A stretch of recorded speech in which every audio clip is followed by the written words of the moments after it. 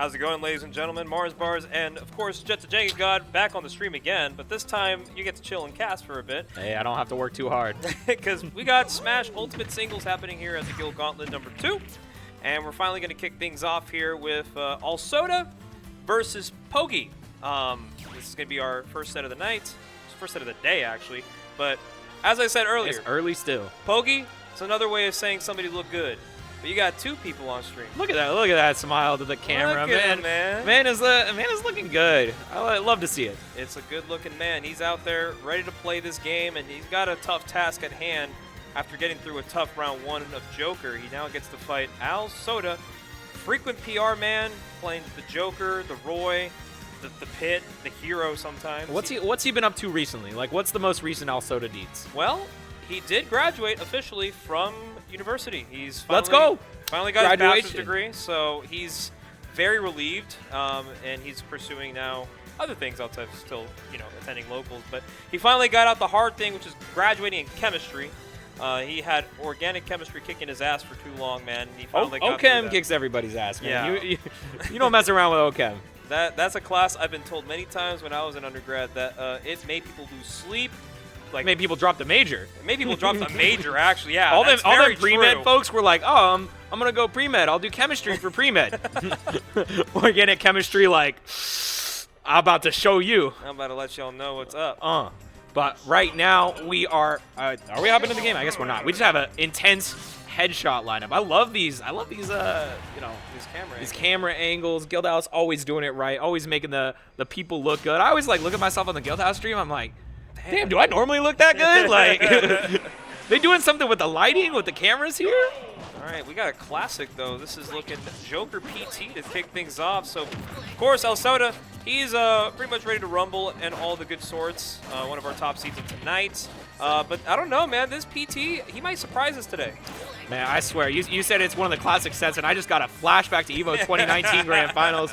Tweak versus MK Leo. That was one of the sets of all time, and I saw it, and I was like, oh, man, that was crazy. But, unfortunate recovery situation for Pogi. I mean, that's how it be sometimes, You're trying to switch to make it back, and Joker's, you just gotta chill. Yeah. Right now. And speaking of Leo, chilling with Big Limit. He's out here just getting the Rebels guard out and early, and already Arsene coming out to play, and this is gonna be some big damage on PT.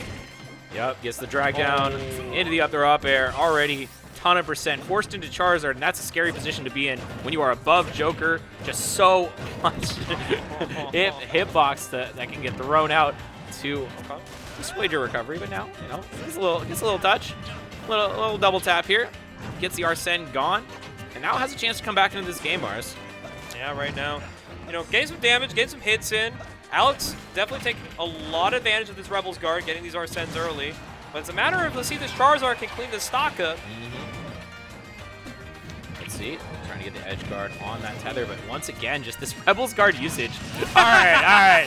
Finally gets punished. Honestly, he deserves that one, right? He deserves that one, buddy. Oh, and then he gets the drag down, no tech. That one's the kill confirm that I'm always like shaking my head at, because that move, just forward air, it just drags you down and sets you up for a forward smash. Come on, man. Right now, we are not looking at the trigger button. There's a lot of mistechs here, taking him across the stage for a 51% beginning to this final stock here. But Pogi, there's some light with the character, for the player himself. He's making it work. Gets a grab on the get-up into a waterfall very early. Unfortunately, though, does not find the kill, and Arsene is out here doing a lot of damage, forced into Charizard once again. Last time, though, he was able to get a stock with it, but oh no, not today. Yeah. Just a couple little taps from that big brother, and he gets ended up last zone. Yeah, Alsoda doing more than enough right now. I mean, obviously, you on stream against your round 1.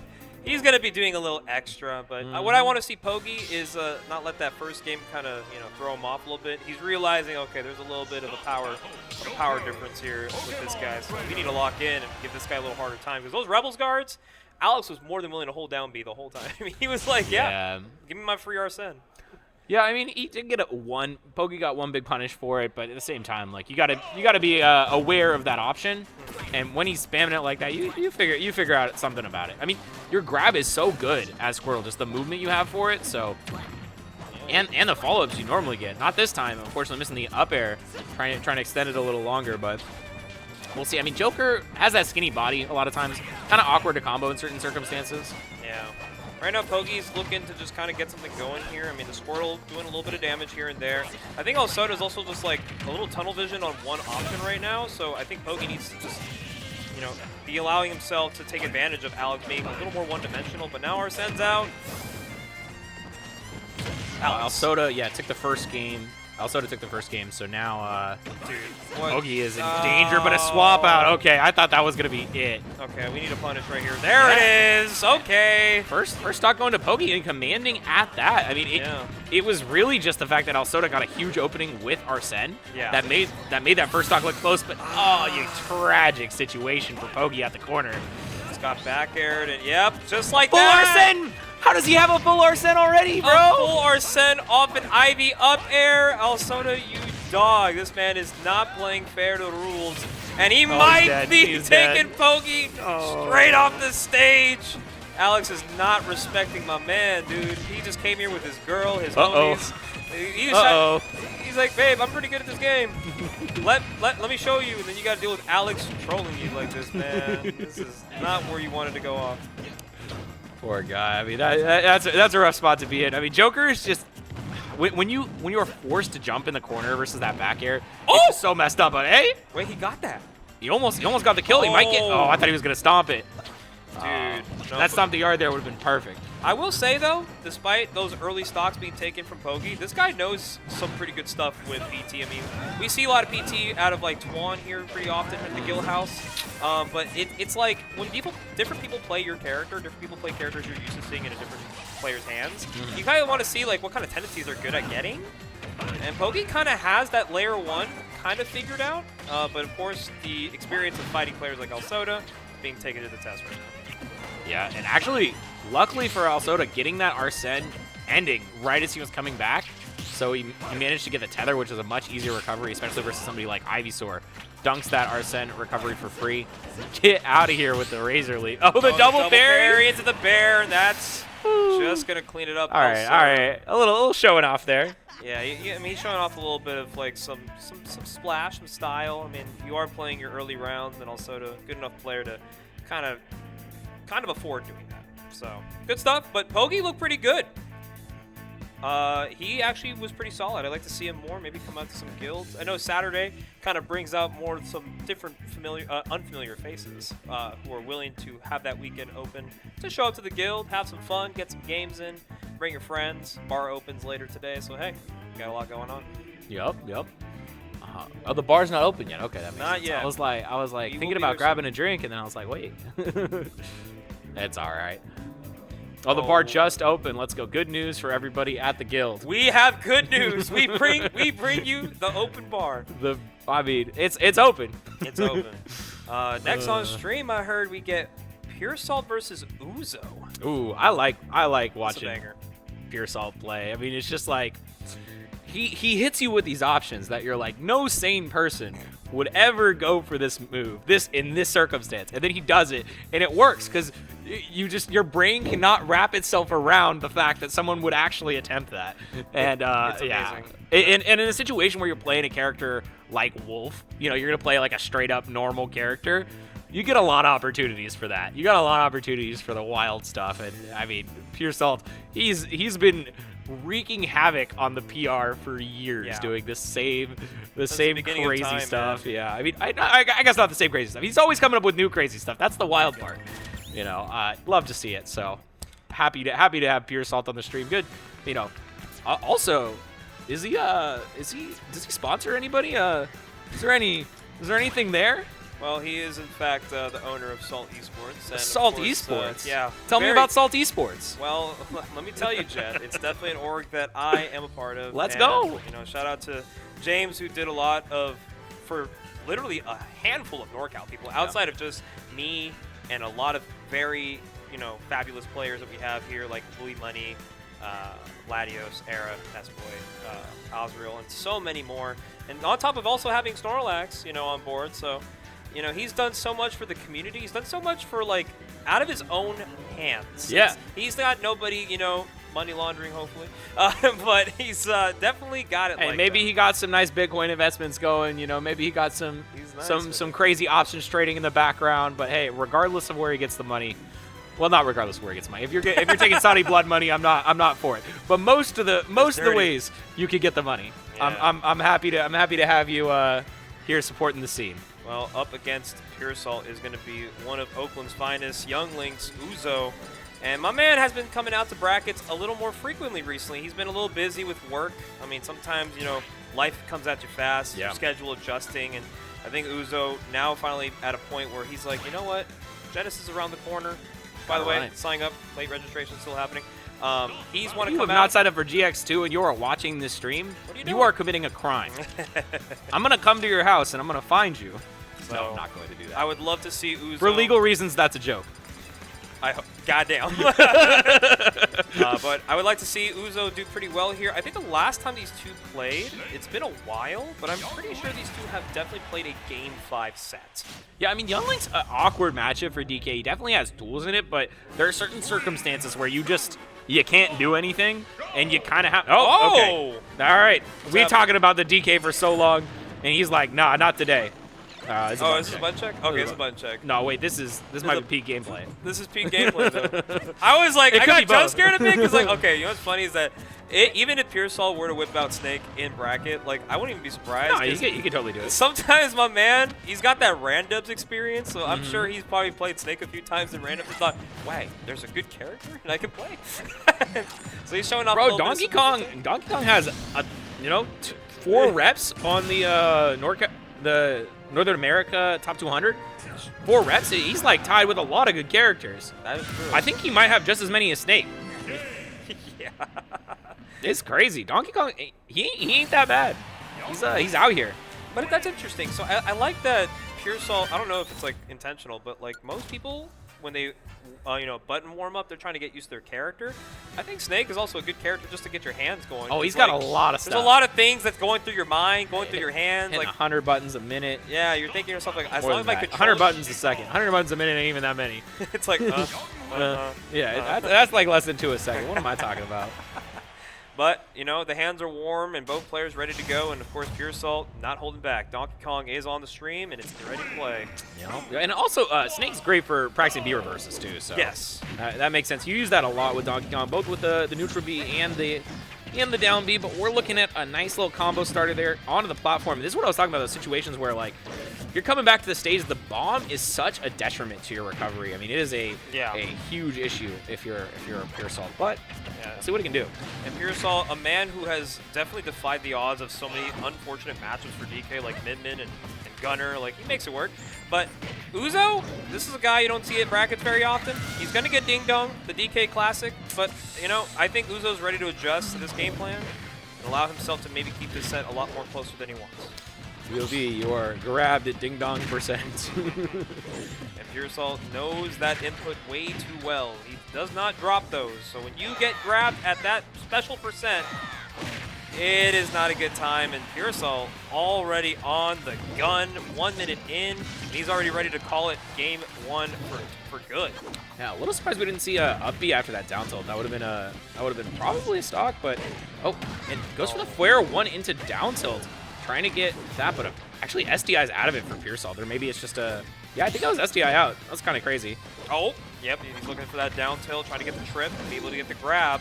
A little scary right now for Uzo. Figuring out how to get in. You don't want to end up your first game on stream as 3-stock. You don't want to give Puresalt that opportunity. I mean, he's in ding dong %, right? This is ding dong % with this much rage. All right, forward throw. Yep. Okay, we get one. Yeah. All right, let's see. What does he want to do? He wants a trip. This is Super Saiyan % though for Uzo. I mean, that is a powerful %. Yeah. A lot you can do with that. You can get a few more hits on you, and you don't have to worry about getting grabbed. But Puresalt's still looking for it. He's like, Hey, he wants one thing and it's disgusting, but finally goes for the bear. Decides, nah. there's other ways to get kills. And he does get those B reverse, like you said. Snake, good B reversal character to True, practice with, true. and he got that reversal on the clap. Take it to the top. Yep. So game 1 to Puresalt, but of course, Uzo actually before this round had to beat Toblerone, who is actually a prominent Yoshi from the Santa Cruz area. He's been getting pretty good. They actually just played recently, and I think Uzo lost that set 2-1. So he got the run back today, and he got that set. So obviously that does a lot for your confidence, right? You beat the guy who beat you last time, and now you're playing against somebody like Puresalt. It's like, okay, this is a test of where am I mentally, where am I in the game? Because a guy like Puresalt doesn't have to play every week to prove to you that he's got it. He'll just spawn in and be like, oh, by the way, I'm pretty good. I mean, he's been PR'd like a dozen plus times. Like, you know, it's no surprise that at any point he can come in and be a threat. Yes. We got Hollow Bastion. This is actually one of Uzo's favorite counter picks and a very solid pick for Youngling. So let's see if we can get a little more leverage in this stage. That's my favorite Youngling move. Grounded spin attack. It's so nice at low percent. You can get so many like conversions off that. Yep. And damage. Damage is important, especially against heavies. Yep. Need all the damage you need. Oh, okay. But down air. How you be getting hit by that? That's rough. His stanky leg goes so far. Like, that is just. And once again gets caught by the uppy, but still able to get back to. Never mind. You're dead. I'm really surprised he went that early. I feel like it's pretty reasonable to go like low against Donkey Kong. Like, he can go for the FTL2 frame, but like it's a lot harder to hit than that one. That one's just very reactable. Yeah. But right now, slowing down the pace a little bit here. Puresalt trying to get the trip, not going to find it. Oh, once again, this percentage is not working out for James. Oh, missing the tech. All right, this should be a kill, right? Yeah, that will be a kill. Nice. Good. Up smash. Drag down. Yeah. The up smash confirms are you know one of the best ways to get stocks for Youngling. Just using 2 separate armor. This is what I'm talking about. My man literally sat center stage on reaction, pressed an armor move twice in a row. It almost worked out, but actually that allowed Uzo to come back into this game. Yeah, he's in a big way. Percent looking pretty good for Uzo, but you got to be careful about how you play a disadvantage against DK because Puresalt is a little too good at finding these openings. Oh no, not again. Just didn't hold shield long enough. Probably worried about it breaking there. Oh, it just gets hit with that bear and DIing away on it too. And now Uzo looking for an opportunity to maybe make this look pretty feasible. It's got to get this stock though. Yeah, let's see what happens here. And just a forward air for your troubles. But now, last stock for both these players. Okay. Doable situation for Uzo. Oh, that's big damage though. That 55 off the rip. He jumps into the back air. This might be it. Oh, just. Okay. Last hit of it. And oh, he tried to go for it. I respect it. Yeah. You got to respect that. Oh, the trade even at that low percentage allows Puresalt to get the full follow-up. Yeah, this might be it right here if he finds this kill. Are we going to look for F-tilt? Yep. Yeah. But still alive. Just goes super low with that uppy and is, sorry, super early with the uppy. Is able to get out of there. So, and on by a thread, but. Oh, gets caught by the forward air. Yeah, that thread can be obliterated by some claps together monkey hands. Ooh, ooh. That was a good set, though. The game 2 looked like Uzo was kind of slowly figuring out, but Puresalt, when he finds an opening in any matchup, I swear to God, you should just drop the controller. My man is going to kill you. Get out of there. That dash attack from DK literally pays the bills for that big Kong. Yup, and I actually have got to get going. All right, my ride is here. But hey, thank you so much. It was fun to get a couple sets in. Always fun to be here at Guildhouse. Thank you so much to the Guildhouse team for having me. And I will see you all next time. Once again, if you haven't read for GX2, we got every game you can imagine. We got tabletop. We got you know, Smash, all variations. Sign up. We got Rivals 2. We got all your favorite fighting games. Might even have 2XKO if we're lucky. If we're lucky. If we're lucky. Somebody bring it in the corner. we won't find you. Anyway, see you next time. Thank you so much for watching. Marzbar is going to hold it down for a bit. I will, in fact, do that. Thank you to Jet the Jenga God for hanging out. Also, our finalist at the Rivals 2 bracket. Hopefully, he also pops off at Genesis. Perhaps you might see a Jet the Jenga God top 8 at Genesis. That would be kind of fire. That would be... All right, well, I appreciate you guys tuning in to Guildhouse tonight. We have ourselves a beautiful Saturday afternoon in good old downtown San Jose. If you guys want to have an opportunity to come by the Guildhouse, we're here on South 1st Street, just a block away from the convention center. And you know what's happening at the convention center in just a matter of 30 days? It is Genesis. So if you haven't signed up for GX2, I would highly recommend you do it, because this place is amazing. Smash is going to be thriving, and a lot of people might be getting into their late bloom era of giving some love to this game. But Before we do that, we got ourselves another hot set. Back to back. This is what these Saturday brackets bring you. High-level gameplay at NorCal. In just your winners round 3, by the way. So we got Twan versus Ray. If you don't know who Ray is, this is the man, the myth, one of the strongest links that we've ever seen. And my man just put up the 4th place performance at the weekly, taking down some good names. He took down Leonidas, took me down, Sag. He's a really good player, and it's Link. So a lot of people, not a lot of faith in the character because of its performance and, of course, its consistency. But hey, Gluto, he on the Link now, so maybe we might be seeing some good results coming out of this character. But Twan back on the PT. I think right now he's been kind of on a revival of this character. And the people that know Twan in NorCal, they know that he switches off characters pretty often. He does have Min Min and Rob, but Twan's realizing PT, he wants to give it a chance. So this is a matchup that can still do it, especially against, you know, Link. But Ray is pretty good. His survivability on his bomb recoveries is very superb. He rarely misses his techs when it comes to it. And he's going to play a very slow neutral. That's kind of what you have to deal with Link. Because a lot of his frame data on late hits, early hits, like, it's going to be a pain if you're not prepared for any of those mix-up timings. And Twan, at the moment, looking to see if the PT can make it happen.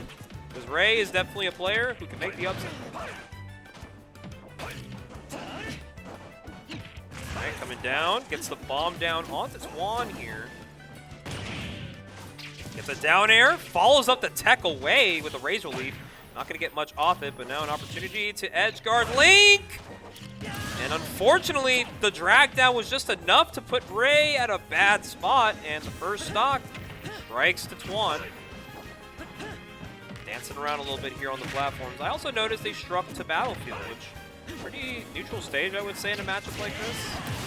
Great up B out of shield. That move kills, man. You cannot be getting hit by that by the ledge. Oh, and yep, and also low percent down air from Link can do so much damage if you're not ready for it. All right, coming down with some late hits on the nairs, looking to get something going here. Ooh, okay, a little bit of an early input right there with the up B. The bomb is on the stage right now, so Twan is looking to keep him away from the bomb. Does he find his edge guard? Not quite. Ray holding on to the jump, but he's still playing a disadvantage. But Twan overcommitting, and now it's Ray's turn to play the game a little bit here. And oh wow! Ran to center stage, prepared for the stoppage. And Twan looking pretty poised here, but Ray slowly bringing it back. Looking to see if there's going to be any hits. There we go. Nice little forward tilt coming out here from Ray. Twan going to make it back to stage.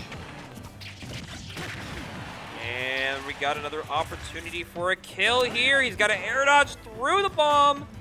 Doesn't get the hit though. The elevator not going to find his way up. Got El Soda joining me on the mic. How you doing, El Soda? I'm doing great. I'm literally just tuning in right here to a close set right now. Of course. And right now, Twan, yeah, he's just going to get that tether hit. Didn't Ray also get like 4th? He got 4th at the weekly. Yeah. He's actually pretty solid. I mean, he actually won a Guildhouse back in October. I remember this. It was over Stevie. Yeah, so like Ray has always been a prominent player. So, I mean, this being a winner's round 3 is not too crazy, but it's insane that that's how stacked this bracket is tonight. Yeah. You got players like these guys going at it like really early on. That is true. Is Ray from NorCal? Ray is from... So I don't want to get this wrong. I know more people know me better than him. He's from NorCal, but he did go to Virginia for school. That's what I thought it was, yeah. But he's... I don't know if he's still on and off about that. I have to follow that up with him. Okay. But honestly, he's been coming out to a lot of tournaments in NorCal recently, at least in the last few months. So kind of safe to say he's going to be sticking around for a bit. Right now, this is a really close game right now. Like, Twan at 90, Ray at 71. Literally anything at ledge will kill. Ray is really good, too, with survivability. This guy knows the risk Oh my, reward. I love that jab one, too. He knows the risk reward with a lot of these, like, option selection. He got the forward air to connect, and that is game 1 going to Ray. I love that jab 1-2 on shield to, like, bait him into do something or, like, test him. Yeah. And literally does, like, I don't know if it was like full on slingshot, but like he literally just like ran back, reversed hopped into like a fair. That was definitely a showcase of rawring that fair, especially because Link fair is really strong, and at ledge, 90% just sounds about right to be dying to that. But Twan, no more PT. We're going to go right into some Min-Min. I remember Twan talking about this on Twitter, how like he feels like a lot of his like success has been coming with Min-Min. And like, don't get me wrong, Min-Min's a busted character. And like, if Twan wants to play Min-Min, by all means. But like, I definitely do agree, like if you feel like you're getting a lot more success with a different character, play that character, honestly. Because sure, who cares if you get the hate? Who cares if your character is like literally bust or whatever? As long as you have fun and you feel like you're actually genuinely getting improvement, play that character. That's the thing. The characters are in this game because you can play the characters. So like realistically, if you think that you are quote unquote being carried for a certain character, okay, keep playing that character. Honestly, if I was playing a character that I knew was going to help me get results, I'd be on that frame 1. So you know what? It's good of Twan to recognize he's a good enough player to play any character he wants in this game. But the Min-Min is definitely coming out here for the Smashville counter pick. And this Min-Min is no joke too, by the way. No, it's not. It's taking I think a couple of sets off of Icon too. It's taking a set off Icon. Never mind, taking a set. Yeah. He's taken some strong players in with the character, but you know, Twan is also just very mindful that if he knows a character has a win condition that can work, make it work. But Link is such a weird like oddity when it comes to Min-Min. Because Link might struggle getting in, but it's like he doesn't have to worry about getting in. That's true. A lot of the time, it's just like, can he just get that initial hit? I mean, Link also has like a projectile game. It's not the best, but it gets the job done. He also has Nair. Yes, he does have that Nair. Nair is really good against characters that have their moves clanked, and that's kind of what Link is here to kind of like settle the score a little bit. Okay, good grab. Oh my god. Wow. What a crazy call out. Ray is playing hot right now. Oh, baby. And he gets the late hit Nair on the tether. Ray in control. It's looking like we gotta get an upset right now? It's looking like the Min-Min may not have been the play. Ray was quite ready for this matchup. But it's only a matter of time. If you let yourself go a little too soon against Min-Min, you will see your 3 stocks drop like flies. This is true. Min-Min can and has the power to take your stocks at early percent. Oh no! I thought he just SD'd. I got a little nervous right there. I don't know. I don't know what it is about Twan. Twan always is an interesting player to me. Always scares me with these type of games where he's like down horrendously and makes the comeback. Or he just like, for some reason, like the next set just plays like a god. Oh, he's going to play like a god right just about now. Making Ray lose the stock at 0. What did I tell you? Min-Min can always do it, regardless of the deficit. And now Ray is playing a tight game, too. This is anybody's ball game. This is. You never want to waste your jump versus Min-Min, because if you do, you're asking to die. And that second stock was literally like showing why Twan is just good. And just like that. It's even, and he's taking the percent. This is huge. Oh, I thought that was, oh, wow. Excuse me, how did that come from behind? This is a nerve-wracking game for both players. But Twan, the ability to find these shots. Let's see if he can find the kill. Okay. Yep. Rolls in, wasn't ready. Still getting hit by Ram Ram. Some hits here and there. Both players are practically at 1 conversion away to take it. Oh, this is really bad for Ray. Oh, barely avoids it. Okay, Wait. Twan's at ledge now. What's his options? Okay, jump from ledge, good. Avoids the bomb. Oh, gets out the arrow. Probably didn't really want the arrow at that position, but he does have himself center stage. There is a bomb in the center of the stage. No bomb recovery. He's got it. Oh, barely misses it. Coming through. Oh. No, that fair. And the arrow snipe. No. Oh, what a stall. Waits for the forward tilt, the dash attack! Not gonna do it! Still alive, that's crazy. The next one will, though. Okay. Yeah, wait for that bomb. Roll. No. Oh, that was definitely uppy right there. That bomb was there for a purpose. And Ray, oh my god, needs to find the opening. They're both nervous. I know that was an up smash that came out, but freaking goodness. Oh my god. Even I'm no. Grab, okay, he's up heavy. Oh, and that uppy catch, Twan brings the 3-stock reversal. No, I really like that up B because he I don't know if he's been paying attention or noticed this, but Ray's been jumping so much in disadvantage, and at high percents he was like, well, I got Dragon Arm, so like you know that's gonna be a strong move if I hit you in the air. So like I know you're gonna jump because you're scared, so I'm gonna throw it out. And I did say that earlier, right? Min Min is the type of character that a deficit does not actually tell the whole story. You did say that. Tuan was literally an edge guard away so many times for the set to end, but was able to block in. FD. And Interesting. Oh, footstool. We got ourselves a game 3, and I think I am very interested to know. I don't know why Ray would take Tuan to FD. So obviously platforms are definitely helpful against a character. Wow!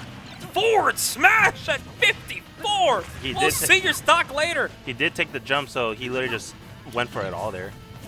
That is nuts. I don't know. I just feel like yeah, Ray's moving wrong right now with the stage pick, but overall, I feel like platforms would be good for Link, and just because I feel like he struggles to land. So with Min Min having like that open stage, she can like catch landings easily. Yeah. Okay. Ooh, wow, barely gets clipped by the last part. And Ray's playing super hot right now, and I think this is the reason why we're going to FD, right? Because like Ray is willing to risk a landing option to just to play straight up neutral against Min Min, and Link Nair contests with these arms. So Ray is like, I'm going to keep on calling out your arms, and I'm going to call out your stocks at the same time. We are back in the same situation as Game 2. Can Ray close this one out, or is Tuan going to do the unthinkable and do back-to-back 3-stock reversals? I love what Ray did on that second stock for like the bomb edge guard. He literally tried doing it again. So what he did is like he threw bomb at ledge to bounce to try to catch Tuan's like horizontal recovery. And this is actually just dire straits. Ray has settled himself very comfortably, and he is looking to win the set. That should be it. It could do it. Oh! Nope, didn't grab the ledge. Does he have it in him to take the stock at least? Oh, barely just misses that. Tuan. Ram Nairs. I think it might be curtains now. Okay, he might lose the stock. Oh! Whoa! That was insane, Ray! With the bomb recovery and the buffered Nair placement, he took an eye for an eye and 3 stocks Tuan for game number 3. Ray's going to quarters. That was a hot reversal. That was a hot reversal. That was very impressive by Ray. That was a great way to end it. That was. Okay, I saw the bomb and was like, okay, I think he's just gonna recover normally, and he doesn't. He just goes for the Nair. He just went for it. Yeah, that was very like that was Giga Brain. That was heads up. That was great stuff. And now Ray moves on. Winner's quarters gets to fight potentially Nessboy12, which that's gonna be an interesting set. That will be fun. I think they fought last week too. Did they? Yeah, or Wednesday, I should say. They fought on Wednesday. How did the set go? I think Ray said it was 2-0, but he felt like, okay, I need to learn how Ness moves, because that's a weird matchup too. I mean, not only that, I think it's just specifically how Andy moves. Yeah. Because like his movement is very different from what other Ness players move. Yeah. Well, right now, some bracket sets that happened in winners round 3 as well. Skylock taking it over Fletchling. Ooh. 2-0. Soda, you were needed to fight Rodney Zalt, who upsetted Latios. Yeah, that did happen. So 2-1 Rodney Zalt over Latios. Skeletal had a close one against Fire, a Falcon who upsetted Ampha early in winners round 2. I mean, right now the Gauntlet is quite literally the Gauntlet. Going to losers right now is like pretty much a death sentence. So if you're anybody in winners, make sure you keep it that way. But yeah, appreciate you guys tuning in once again. Guild Gauntlet 2 on Mars Bars, and if you guys like to also give me some help, I'm on Twitter. You got the Twitter handle right there. I greatly appreciate if you could drop some follows. A few away from 900 as well. Oh my God, I got Javi. You gonna join me? Yeah. Yeah! I get the Javi co-coms. Let's go. I keep forgetting that there's like a weird dip in this chair, and I sit down way too hard. And you're like, shit. I sit down with confidence, and I'm like, oh man. Yeah, so this bracket has had some hot upsets already early on. I was telling It is painful to see my name as Alsoda. Thank you. Thank you, production. I always give Alceta such a hard time, but I actually love him. He's so cool. Even though he missed doubles and I'm upset about it. He did miss doubles, in fact. So we're getting all of Winners Quarters streamed today? Or I think it's only 3. 3 of them? Okay. I think I'm not streaming. The one outside I just went to play is Winners Quarters, and that'll be off stream, I Okay. think, if I remember how I queued it. And that's best of 5. 'Cause we're Yes, doing top top 16. So losers round 4, winners quarters, all best of 5 moving forward. So we actually have some very cool sets to watch. We got Yeah. Louis Money versus Skylock. That's Pretty a quarter stacked. set. I also think Smash Ultimate was our biggest game today. Last time we did Gauntlet, I think Street Fighter was by Yes. pretty significant amount. But I think today, Ultimate by like 5 or 6 people. Ultimate is not dead. Yeah, Not pretty yet. big game, especially with how far are we? 1 month? A little over a month. A little over a month. A little away over a from month. GX. So less than a month for like we have like a whole week of lead up to Genesis. So starting that Tuesday, I'll get some pages up, I'll make some announcements, but we definitely have big plans. Tuesday, Wednesday, Thursday, Friday, Saturday, and Sunday of Genesis. So we'll do 3 days of pre-Genesis again. And I think we're doing Ultimate back-to-back Wednesday, Thursday. So stay tuned for that. Okay. And I don't want to ruin too many of the announcements that we have for Friday, Saturday, Sunday, but we'll get those pages up next week. And yeah, you can expect a lot. I think a lot more even than previous, like the last 3 years. So like this will be our Okay. biggest year, I think, of like activities here in-house. All right. I'm excited for that, yeah. So That's Genesis is rapidly approaching. I always think I have Rapidly. more time than I do, but I don't. I'm Just excited. a little over a month away, and we will be having these pre-locals, as Javi said earlier. We will have them right here at the Guildhouse, happening on that Wednesday and the Thursday, right before day 1 of pools. How many headsets am I wearing? I don't even know anymore. We have way too many headsets. You are teched up right now. Yeah. Oh, my bad. I Oh. didn't notice. Yeah, I was hearing a buzz, My but I couldn't fault. tell what it was. Yeah. Is this better? Yes. Okay, At sorry least we don't about hear that. the static, but it Interesting. I mean, it is wireless, so I guess that kind of makes sense. yeah. So there we go. Lot- Don't wear a wireless headset while you're wearing a regular caster headset. Lesson learned. So we got a Oh, lot of Turn these lights on in a sec. wild sets and losers happening as well. I can't. I'm not even gonna pull it. I'll let you tell us. What do we got? So for one, we got Latios and Ampha for 17th. That's happening. We got Killabran Flake's Toblerone. That is Santa Cruz team kill, unfortunately. I It also happens. saw KBF Killer Brand Flicks with all his videography equipment. Yeah. He's filming another reel or something down there. So- I'll ask him what. Do you know? Yeah, so he made an announcement on Twitter that he's going to try to be more committed to creating the Smash documentary of NorCal. A NorCal Ultimate documentary? That's hype. I haven't talked to him about it. I'll chat with him about it. Yeah, he's got some great equipment. He's a great videographer. He's done Yes, videos absolutely. for. He did Wave Dash. He did the AFK XP farewell video too He that I also really did love. that, Yeah, and other orgs. Yeah, for sure. Wave Dash. So, of course, big ass venue. We got Street Fighter happening right in front of you. Over on your 100 bottom people left. here today for Gauntlet 2. Well, Yeah, nice turnout. Street Fighter particularly is really stacked. I just saw Balrog down there with his. dude, I saw Pure Balrog sign up. I was like, what year is this? I mean, he was coming at the start of Street Fighter 5. He was kind of a regular with him and Samurai were having back Oh, to back. Yeah. But it's been a little bit since he's been here. He's here with his family, I saw. And yeah, I mean, he's still one of my favorites to look for in today's bracket. Mario, another one I'm looking for, who recently took Yeah. down Treewiz Jump Slayer. And Treewiz is in bracket. He just won his first Guildhouse over Julio, who's like one of, That's you know, insane. yeah, a legend that's in Street awesome. Fighter. So yeah, the NorCal Street Fighter scene really picking up, and I know they're all hyped too for Genesis, and Oh, we'll be yeah. doing something for them for pre-Genesis as well. Heck and yeah. I think this Genesis is a Kumite qualifier as well. So like, Yes, it is. it's In gonna be fact, it will sick. Yeah, it'll be more FGC stuff this year at Genesis, which I really like. It's really cool to see. The inclusion of what makes the community, right? Because Yeah, yeah. FGC is such a strong group of people that still have come out to their tournaments, their locals. They still play the game, grind the game, and they make friends along the way too. So it's like it's beyond the game in a sense. Yeah. And I'm glad Genesis is giving them more of a spotlight. Honestly, Who's Luis playing? Is it Fletchling? it's a Skylock. Skylock. So Skylock actually with the upset over Fletchling, Oh, which okay. is kind of good as confidence because I think Skylock was mentioning to me that his controller originally was bugging out. So he's kind of afraid that he wasn't going to play too well today. But, I mean, he made it to winner's quarters. So, I mean, that's kind of a good sign. Yeah, we were just telling production that Skylock's a NorCal/Japan rep, so Yes, I think he that's is. pretty cool. And I'm sure will be very useful when we have Japanese player here next month again. Hopefully, Skylock, if you're down, you can translate for us. That we really appreciate when you do that. I think the only thing that Luis is dreading is he's got to play one more best of 5 set today, perhaps.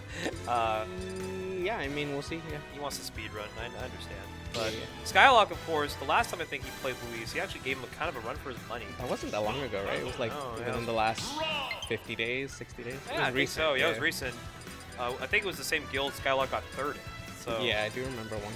Was that also a weekend guild? that was a weekly. Was it a weekly? Yeah. It was like a 24-man Guildhouse. It was one of the small ones, but Skylock really did Yeah. go crazy in it. But this is gonna be a good set. So Luis, If I'm correct, Pit and Dark Pit, right? Pit and Dark Pit. Yeah. Uh, Do you know what why he chooses one? Is I guess each matchup he likes one. It's or? like it's actually kind of like a Pit thing to know which character is better against certain characters. Yeah. If you want something that like edgeguards something like, so like for example Rob, this character can recover however the hell he feels like. So Pit has arrows and mobility that can help continue an advantage state, and then Dark Pit is kind of like I have the kill power, but I also know that recovery by my opponent is linear. So those arrows don't really move that well, but when they do like collide, it does so much knockback. So I think the Pit choice here from Skylock is really just the idea that Rob is just a hard character to edgeguard. And he's going to try and do his best against Luis's Rob. Luis is trying to get this Rob ready for Genesis, and I don't know. I mean, it's looking pretty much all ready, set to go today. But yeah, of course, Luis also trying to tell himself, like, I mean, his Palutena is obviously, like, such a phenomenal character, such a phenomenal play. But he understands there are matchups in this game that we have to live with, that he wants to get better at with a different character. And Rob can kind of combat some of those, like, more annoying matchups for Luis. So he's been really playing a lot of Rob in the past few years, and it's been paying off. Like, his Rob is arguably probably just as strong as his Palu. I mean, others like to think differently because Palu definitely has a resume. Sometimes I think the Rob is way more impressive. That gyro laser, I don't know, the way he just spaces everything and like runs up at you, it's hard. It looks really dominating some days. Yeah, and Rob also being like a common character to fight in today's world. So if your Rob is able to outplay the others, you're doing something right. And I think Luis's Rob is doing just that. Oh, hey, chat. Hey, how's it going? We got free chicken salt one. Oh yeah, I think Salter was trying to like say hi to you, and I was just like, oh, yeah, my bad. It's okay. Pavlik, he's a busy boy with school now starting back for him. Oh yeah. I don't think we're gonna be seeing Salty for a bit. He's sad. But right now, you know, Skylock actually keeping this game a little close. Oh, I thought that killed the other way. I'm so confused. Unfortunately, got a little collateral by the up air. Bad trade. But, you know, not playing too shabby right now, actually holding his own. Yeah, taking this Rob to last stock, which it looks like we'll get, is still a pretty big deal. Yeah, 100%. Like, most people can't even take Luis's, like, 10th pocket to last stock. I think he 3-stocked me with Samus last time, at least. I was like, wow. It's like, wow, man, your Samus really did that to me. Alright, yeah, this is kind of a very tough situation to be in if you are Skylock. What a recovery angle, by the way. Alright, so there's the arrows. It's coming out in play. He's looking to really just tack on some damage as Rob is trying to recover. But Luis is so good at like mixing up that route to recovery, so he's not making it easy for Skylock to actually like dial in on where he's going to land.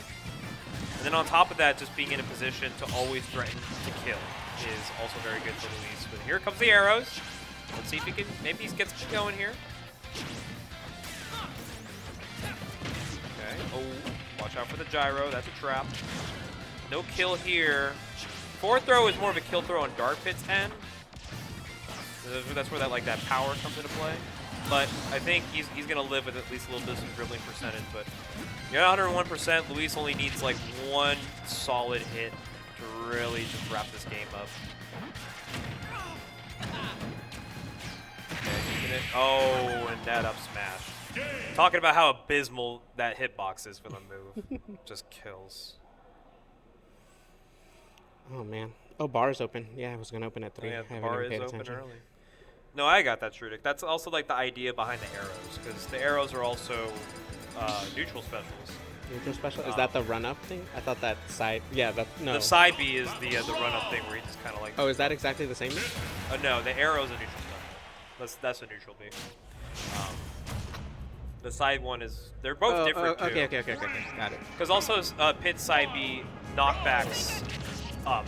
versus Dark Pit's knockback behind him. So Dark Pits is meant to really just kill you off the side, and then Pits is more kind of like it kills you off the top. Yeah, I knew those two were different, but I thought there might have been other things. I don't know. Like especially with throws, I can't always tell. There's also Maybe like there's slight differences. I wouldn't know. There's Or definitely weights. there's definitely some slight differences that are a little harder to see with like just the naked eye. Like, it's really just having to dial into your frame data and all that. So their weights are exactly the same. I think so. Yeah, they're exactly the same. But yeah, so we got Hollow Bastion here. That first game looked pretty good for Skylock, but of course now having to retract it. Kind of a scary thing to deal with Rob because Luis is also one thing. Shooter. Yeah, thanks, Shooter. One thing for sure too is. I think we're hearing like the other stream or something. You're good. Oh, here's the down tilt. Nice tech away. Didn't get caught up with the. What did Titan do, Sol? Oh, he's in chat. Hello, everybody. This is best of 5 territory for today. All of quarters, Top 16, yeah. all of Quarters top and 16 losers round 4. will be best of 5. All right. Well, that first stock, unfortunate to see it lost for Skylock, but now Luis once again batting him around, getting some extra hits, a little bit of insurance here before Skylock can try and lock in this first stock on Luis. But Jesus Christ, the aggression. And yep, gets caught in just straight up DIs in the wrong Mario Party minigame. It's what a lot of people like to call it because that up air can just change trajectory on the last hit, and you just have to pray you got the 50-50. And Skylock saw his stock die in a few seconds. All right, well, got one there. Luckily, best of 5, so even if this doesn't go in Skylock's position, he's gotten all he needs to know, but gosh damn it, that gyro conversion is... We should get our friendlies up to like 8, so, or if that helps you make your decision. Yeah, this should be... It's an open room. By the time top 16, There's like... plenty of setups as well. By the time, like, top 16 hits, I'm sure, like... I mean, this is top 16. Well, no, when everyone in losers gets to top 16, then I would say, okay, we're going to have at least a row of some setups available. I think there's plenty even right now. Yeah. Speaking of Killer France, thanks to Go. Yo, what up, the Go? Back at it again. So, yeah, best of 5. Hayden with minimum 1 more game to see if it can kind of figure out Luis's Rob. It's a very strong character. I mean, a lot of people like give it, whatever X it is because Rob is a strong character, this and that. But I mean, if you're able to like compete with it, it's a good sign that you're playing well. I mean, losing to Luis shouldn't really indicate if you're bad or good. It's just more like, how are you keeping it honest with a player of Luis's caliber, and how are you able to like on the fly adapt to what he's doing too? Because a lot of what Luis is doing, especially in these early rounds, is he's not necessarily expending too many different mix-ups on you. He's kind of just playing what we like to call the layer 1. He's kind of like conditioning you in layer 1. And if you're not able to get through that layer 1, well, Luis is more than happy to keep playing it, because playing in layer 1 is also minute maintenance. So he doesn't have to think that hard, like that. He does, like...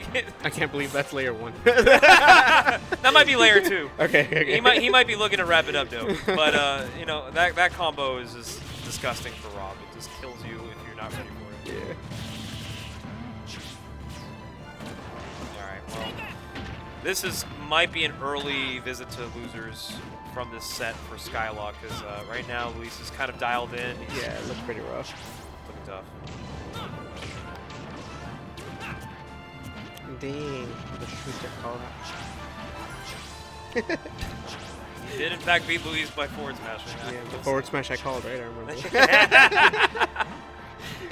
The curse caught. Oh, got him. Okay, Orbital's coming out. I already told Solid on Twitter like that set made me feel so many different emotions. I still remember it. I'm like happy for you, but I'm also upset. Yeah, like what is Like, happening? why did it have to end Congrats, I like that? think. I don't know. Thanks. Happy for you, I guess. Okay, right now Luis is living at 154. Really not holding back on Skylock. That is a backer Alright, that will nice, finally nice. clean it up. We don't get to see a lot of pit play too either in NorCal. Like we got a few of them. think Twan used to, right? Yeah, Juan used to play some Pit. I know Soda for a bit has been playing a lot of Pit bracket. I don't. Oh yeah. Recently, right? Yeah, in recent time. Character's good, but it's also Rob. I love the big cheesy smile. So it's just like, yeah, Alright, you got me. yeah. Sure, 3-0. All right, who am I playing next? You're only one of the best players in the world. Got it. Got it. All right, well, that will be Luis's visit to top 8, winner's side. Ooh, I see Puresalt. Oh, this is a hot set. We got Kong? Puresalt versus Skeletal? Is it Salt Puresalt? We've been putting the tags up. It On is. his It's Star gotta be, GG, right? he doesn't have it on. Oh, interesting. But yes, this is the guy, the man himself of It'd be Salt. funny if he wasn't Salt, but I guess we'll follow his Star GG. That makes sense. Yeah. But of course, we have a visit from Skeletal, who actually has been a little bit of a hiatus from brackets, dealing with some personal stuff. But glad that they're able to come out. You know, it's always nice to see good old Skeletal, formerly number 10 in the NorCal PR. He's not PR right now. I don't think he would. Oh, I don't yeah. think they went to enough events for the past season. I didn't notice that. Yeah. But yeah, they've been kind of absent for a little bit. I think since Genesis Black. But here they are, back again, looking to Since the summer. Okay. make a name for themselves once again. I like that I can see the other streams in the back. I see Michelangelo over there on the Madhouse stream. Oh, yeah. Dude, he came up to me while I was wearing my headset and talking on headset and interviewed me. I don't know if that went to the stream or not, but he just started. You have hot interviewing mic me on with hot you. mic, and it's I was just like, so oh, much no, static no. interference going on. Like, hello, help me, save me. It's gonna be fun. So, Skeletal, of course, very solid player on the Min-Min. And then Puresalt, well, that Donkey Kong has given NorCal a run for their money for too damn long. But Yeah, their salt looks crazy some days. yeah, some days Just it's like ends your life. I mean, it's just inevitable at some points. but this does seem like on paper it should be a hard matchup for Donkey Kong, right? Yeah, it's a tough one. We were mentioning earlier that Ray beat Twan 2-1, and a lot of it comes from being able to have a hitbox that can clank with the arms. And I think in DK's position, dash attack can kind of initially get some of those arms, as Puresalt is doing right Just now. landed 2 in a row. But he's able to get some of these hits that kind of like make the arms not as effective. But it's really going to be a lot of Puresalt being in the air, looking to catch some openings. Oh my god. What Jesus. percent was that? That felt so low. That was like 70? 60s, 70s. Yeah. Jesus. That was like a well-timed down air too. He was able Let's to go, complete boss. that. Guy who hates fighting Donkey Kong, by the way. cheering for Donkey Kong when he doesn't have to fight Yeah, it. when you don't have to do it. Yes. I don't know if he calls himself that exactly, but yes. Yes, he is the guy himself, the owner of Soul. I don't know what title he prefers. Founder, CEO. The CEO is actually kind of hard. I like that. All right, but Skeletal doing a pretty good job, actually holding it down. Lost the first stock quick, but they're able to just, you know, edge guard DK, because that's kind of what Min-Mins are pretty good at. They're keeping characters at bay. Oh, very greedy forward smash. Not going to find the connection. Oh, okay. Buffering, jab, off the dash attack. We're still getting a little bit of a back and forth fight here, and DK now at disadvantage. Can he make it back? Yes, he can. And he gets the spinning Kong to get back. Crazy. And he gets Dude, the what is down happening? special. I told you, Puresalt finds ways to make some of these like weirdly annoying matchups. Dude, he threw it out, right? Yeah. Like, one thing I admire about Puresalt's He's like... still alive, almost 200%. Oh yeah, what I admire about Puresalt is that his disadvantage with DK is insane. Like, this guy is able to just live situations a normal person shouldn't be living. With Donkey Kong. What is happening? What are these follow-ups, dude? And right now, Skeletal getting the footstool. Doesn't get anything off it, though. The air dodge was almost too perfect. Oh, dragging it down. That's a grab. Ding dong, perhaps? Yes, it Called is. Ding dong to end it. And Puresalt taking game 1. How come Donkey Kong doesn't get like the hoo-ha chant that like Diddy Kong would? Isn't it kind of like the same? In a sense, but instead of hoo-ha, we just call it ding, Ding dong. dong, yeah. It's just less, I don't know. I just don't hear a ding dong chant going through the venue as much as I do the hoo-ha. That's iconic, though. Yeah. Right, not too bad, though. That first game was pretty close. But like we talked about before, I mean, this is a matchup that on paper you'd think Donkey Kong would just like shrivel in fear of these arms and the range that it provides. But realistically, just gotta play disadvantage. Really. I like that it feels like we have Donkey Kong outfits for sure, but also Puresalt outfits. Sometimes he comes in this flannel shirt, and sometimes it's that workman outfit with the name on it. He's got his own little wardrobe. He's got like outfits he brings to the locals. Oh, that might do it for Skeletal. Oh, never mind, not enough on the spinning Kong there. Oh, speaking of which, on Town and City, yeah, you're dead. Very close blast onto the side, so moves like that will kill extremely early. Reminder again, this is best of 5. This is the best of 5. But it's looking pretty good right now for Puresalt. So we'll see. There it is. There's that disadvantage he's playing, and he finally gets in. He gets 28% for his troubles, which is a little more than he expects. But having to get around min-min range is always a difficult task. And there it is. Okay. 2 stocks apiece here, Town and City. One thing I'm sure Skeletal is down for this stage is because these platforms, when they're around, do at least give them more of an opportunity to kind of like adjust the heights on trying to catch Donkey Kong.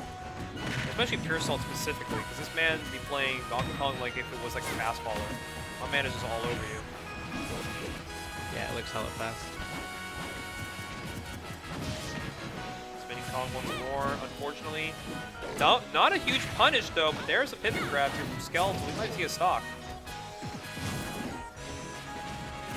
Not gonna quite find it. The back air wall of pain coming out from DK. Okay, learning not to buffer get up. I know that second hit of down B will connect. Still living at 152%.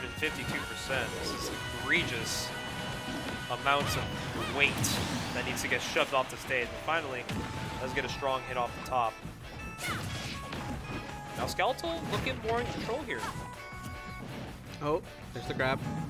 That might do it. Just walk the dog off the stage. It's also very difficult to mash out of a DK cargo grab because it's like you've got to like put in 2 times the amount of effort just to escape the back grab of all rooms. Did he tech? He did. He teched and then jumped back in. And then jumped, yeah. Oh, this is a bad situation if you hit your Skeletal. Oh, this is actually the worst. It doesn't even matter. Puresalt still finds the edge guard. Yeah, solid edge guard there. Very clean. Covering quite literally everything. Why does he look stressed, dude? He's up 2-0. He is fighting Min-Min. That is true. That is true. I did say I think it's pretty bad matchup for DK, but he's got at least 2 games up, you know? Breathe, drink some water, like Skeletal did. Yeah, just kind of focusing it. I mean, these games are close, so like this is kind of show that Puresalt is very good at making his stocks worthwhile. Not giving Skeletal any of like the freebie day 1 stuff that Min-Min can edge guard you with. Because being able to recover with DK is actually an art in a sense, because you're just so obvious about what buttons you need to press in order to get back to stage. Yeah, and he has such linear, limited options. Yeah, but being able to like have them, dude, there's no way. Is that it? No, there's no way. Good tech. But yeah, things like that. It's like it's insane how Puresalt is consistent in finding these openings. Oh, is that it too? I think so. Nope. Not quite. Oh, actually, just enough. Just enough to get out of that tether range. All right. Oh, okay. Expending the jump and the air dodge. Unfortunately, not the best timing. Okay, we're just playing a little bit of a back and forth game right now. I love the just sit and wait and shield. It worked. Like, what are you gonna throw out? What buttons are you thinking of pressing? Got a huge shield. Waited out. Good conversion here from Skeletal. This could be the stop. That will be, in fact, what happens. Dragon Arm, cleaning it up. Oh, not the trip! That just covers so much, except maybe that option. Yeah. shield the whole thing.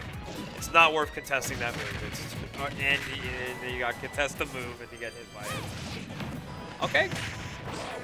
Good tech there from Skeletal. That would have been a stock. Mm-hmm. Alright, so just kind of battering the arms into Puresalt shield.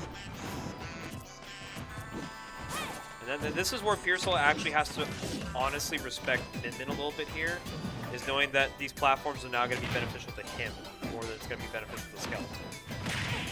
Oh. Yeah, you got up. He's always going to check that from you. He's going to be like, are you willing to just buffer a jump option off ledge? And if you do, you might die for it. And as a matter of fact, you might just die for it anyways. Puresalt is looking to sweep this up. I'm so scared because he's got the fully charged punch. Oh! This might be it right here. Got the spike! No way! Oh, there it is!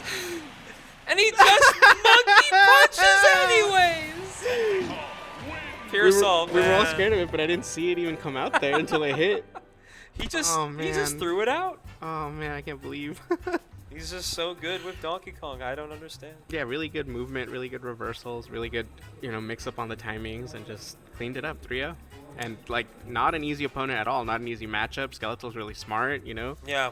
Skeletal's definitely got experience against it. Like, yeah, that's great for Puresalt. Good stuff. He'll be in top 8, winner's side. He will now be fighting the winner of semis. He's our probably next set fighting on- Luis, I think. No. No? He is actually seated just high enough to not fight Luis early. Okay. So he's in that 2-3 range. Gotcha. Which means he gets to fight the winner of the next set, which is Nessboy and Ooh, Ray. That's hard too. Yeah. Oh, we have that next? Yeah. Well, I'm going to go downstairs, check on Uni and the other games, make sure everything's running smoothly. No but worries. hopefully we'll get a different caster up here. I would love to watch this Andrew set. I think but- Sputnik is interested in. Oh, yeah, when that'd he be gets sick. up there. That'd be for sure, yeah. Look at him. Look at him checking his hair. I gotta make sure I look good. The lighting is everything. He sees the camera. Aw, look at him. He's not going to do a Gen Z thing. I thought he was going to do one of those various jaw Oh. things they do. You I don't know what they're called anymore. Like mewing. Is it? Yeah, I don't remember. Or I've just heard kinda other like- things, yeah. And Well- Ray upset, remind me, you said Fletchling? Twan. Twan. Beat him in Link Midland. That sounds crazy too. Twan did play PT for one game, Mm. but went to Min and Ray still locked in. It was a reverse 3-stock game 2, and then Ray game 3 just said, no, I'm just going to win now. Just 3-stock them back. Cool. All right, well, we got ourselves our last quarter set on the stream and for the rest of the day. Okay, but yeah, I'll hop off for now. We'll get another caster coming up. Oh, yeah. Keep an eye out next week, early next week, Monday, Tuesday. I'll announce all the pre-Genesis, Genesis stuff happening here at Guildhouse. For sure. Good to cast with you. Thank you. Appreciate it, Javi, for assisting me, bringing me some company. As we approach our final quarter set. Ray Nessboy. So, of course, you guys know Nessboy here in NorCal. Very prominent player, always consistently being one of Luis's opponents in grand finals of a normal weekly. But today is not a normal weekly. It's the Gauntlet. So, anything and anyone can make their way up to the grand stage. And Ray being able to make that upset win over Twan, he's looking to also make another upset here. He's getting the run back from Wednesday. I did talk about it earlier with Al Soto when he was commentating with me. Ray and Nessboy did play at the weekly on Wednesday in winners quarters, and it was also a 2-0 for Nessboy. So Ray is a guy who is willing to adapt on the reasons he loses, and that's exactly what hopefully we're going to see here in this. And speaking of Sputnik, he gets to come and save me from the dyers of solo comms. Solo comms can be kind of rough sometimes, Yeah. so I'm glad I've bailed you out. And, get to watch this fire set. Yeah. Ray had a really good result at Guildhouse Yeah. on Wednesday. So let's see what he can do here is- in winner's quarters. This is actually funny enough the run back of Wednesday's weekly, which is he lost to Nessboy back then 2-0, but he's been playing super hot today. So honestly, Nessboy might be having to be a little more on the alert side because Ray is prepared. Yeah, very clinical stock there from Ray, taking it slow, letting Nessboy come to him. And that's what you got to do when you're playing against Ness. Character just has that stubbiness issue, you know what I'm saying? Like, you got to take it slow. It's really hard versus Nessboy because he has all this crazy movement. You want to make something happen. He's trying to get that out of you. Whoa. Yeah. Great recovery. And the great thing about Ray, too, is that his Link is so consistent with the bomb recoveries. Like, being able to, like, own him in the recovery side of things for him is actually a skill. Because this guy will just surprise you on his routes back to the stage. You got to mix it up as Link. Like, again, the character is just so slow in so many ways. You really have to be good with that basic movement, as well as what the character can offer. And that's great coverage on that neutral getup. Ray does not miss those. And Ray is also just not missing a mark in this entire game. He actually taken the first 2 stocks pretty controlling over Nessboy. I think he learned a lot from that VOD that he got from playing him a few days ago, honestly.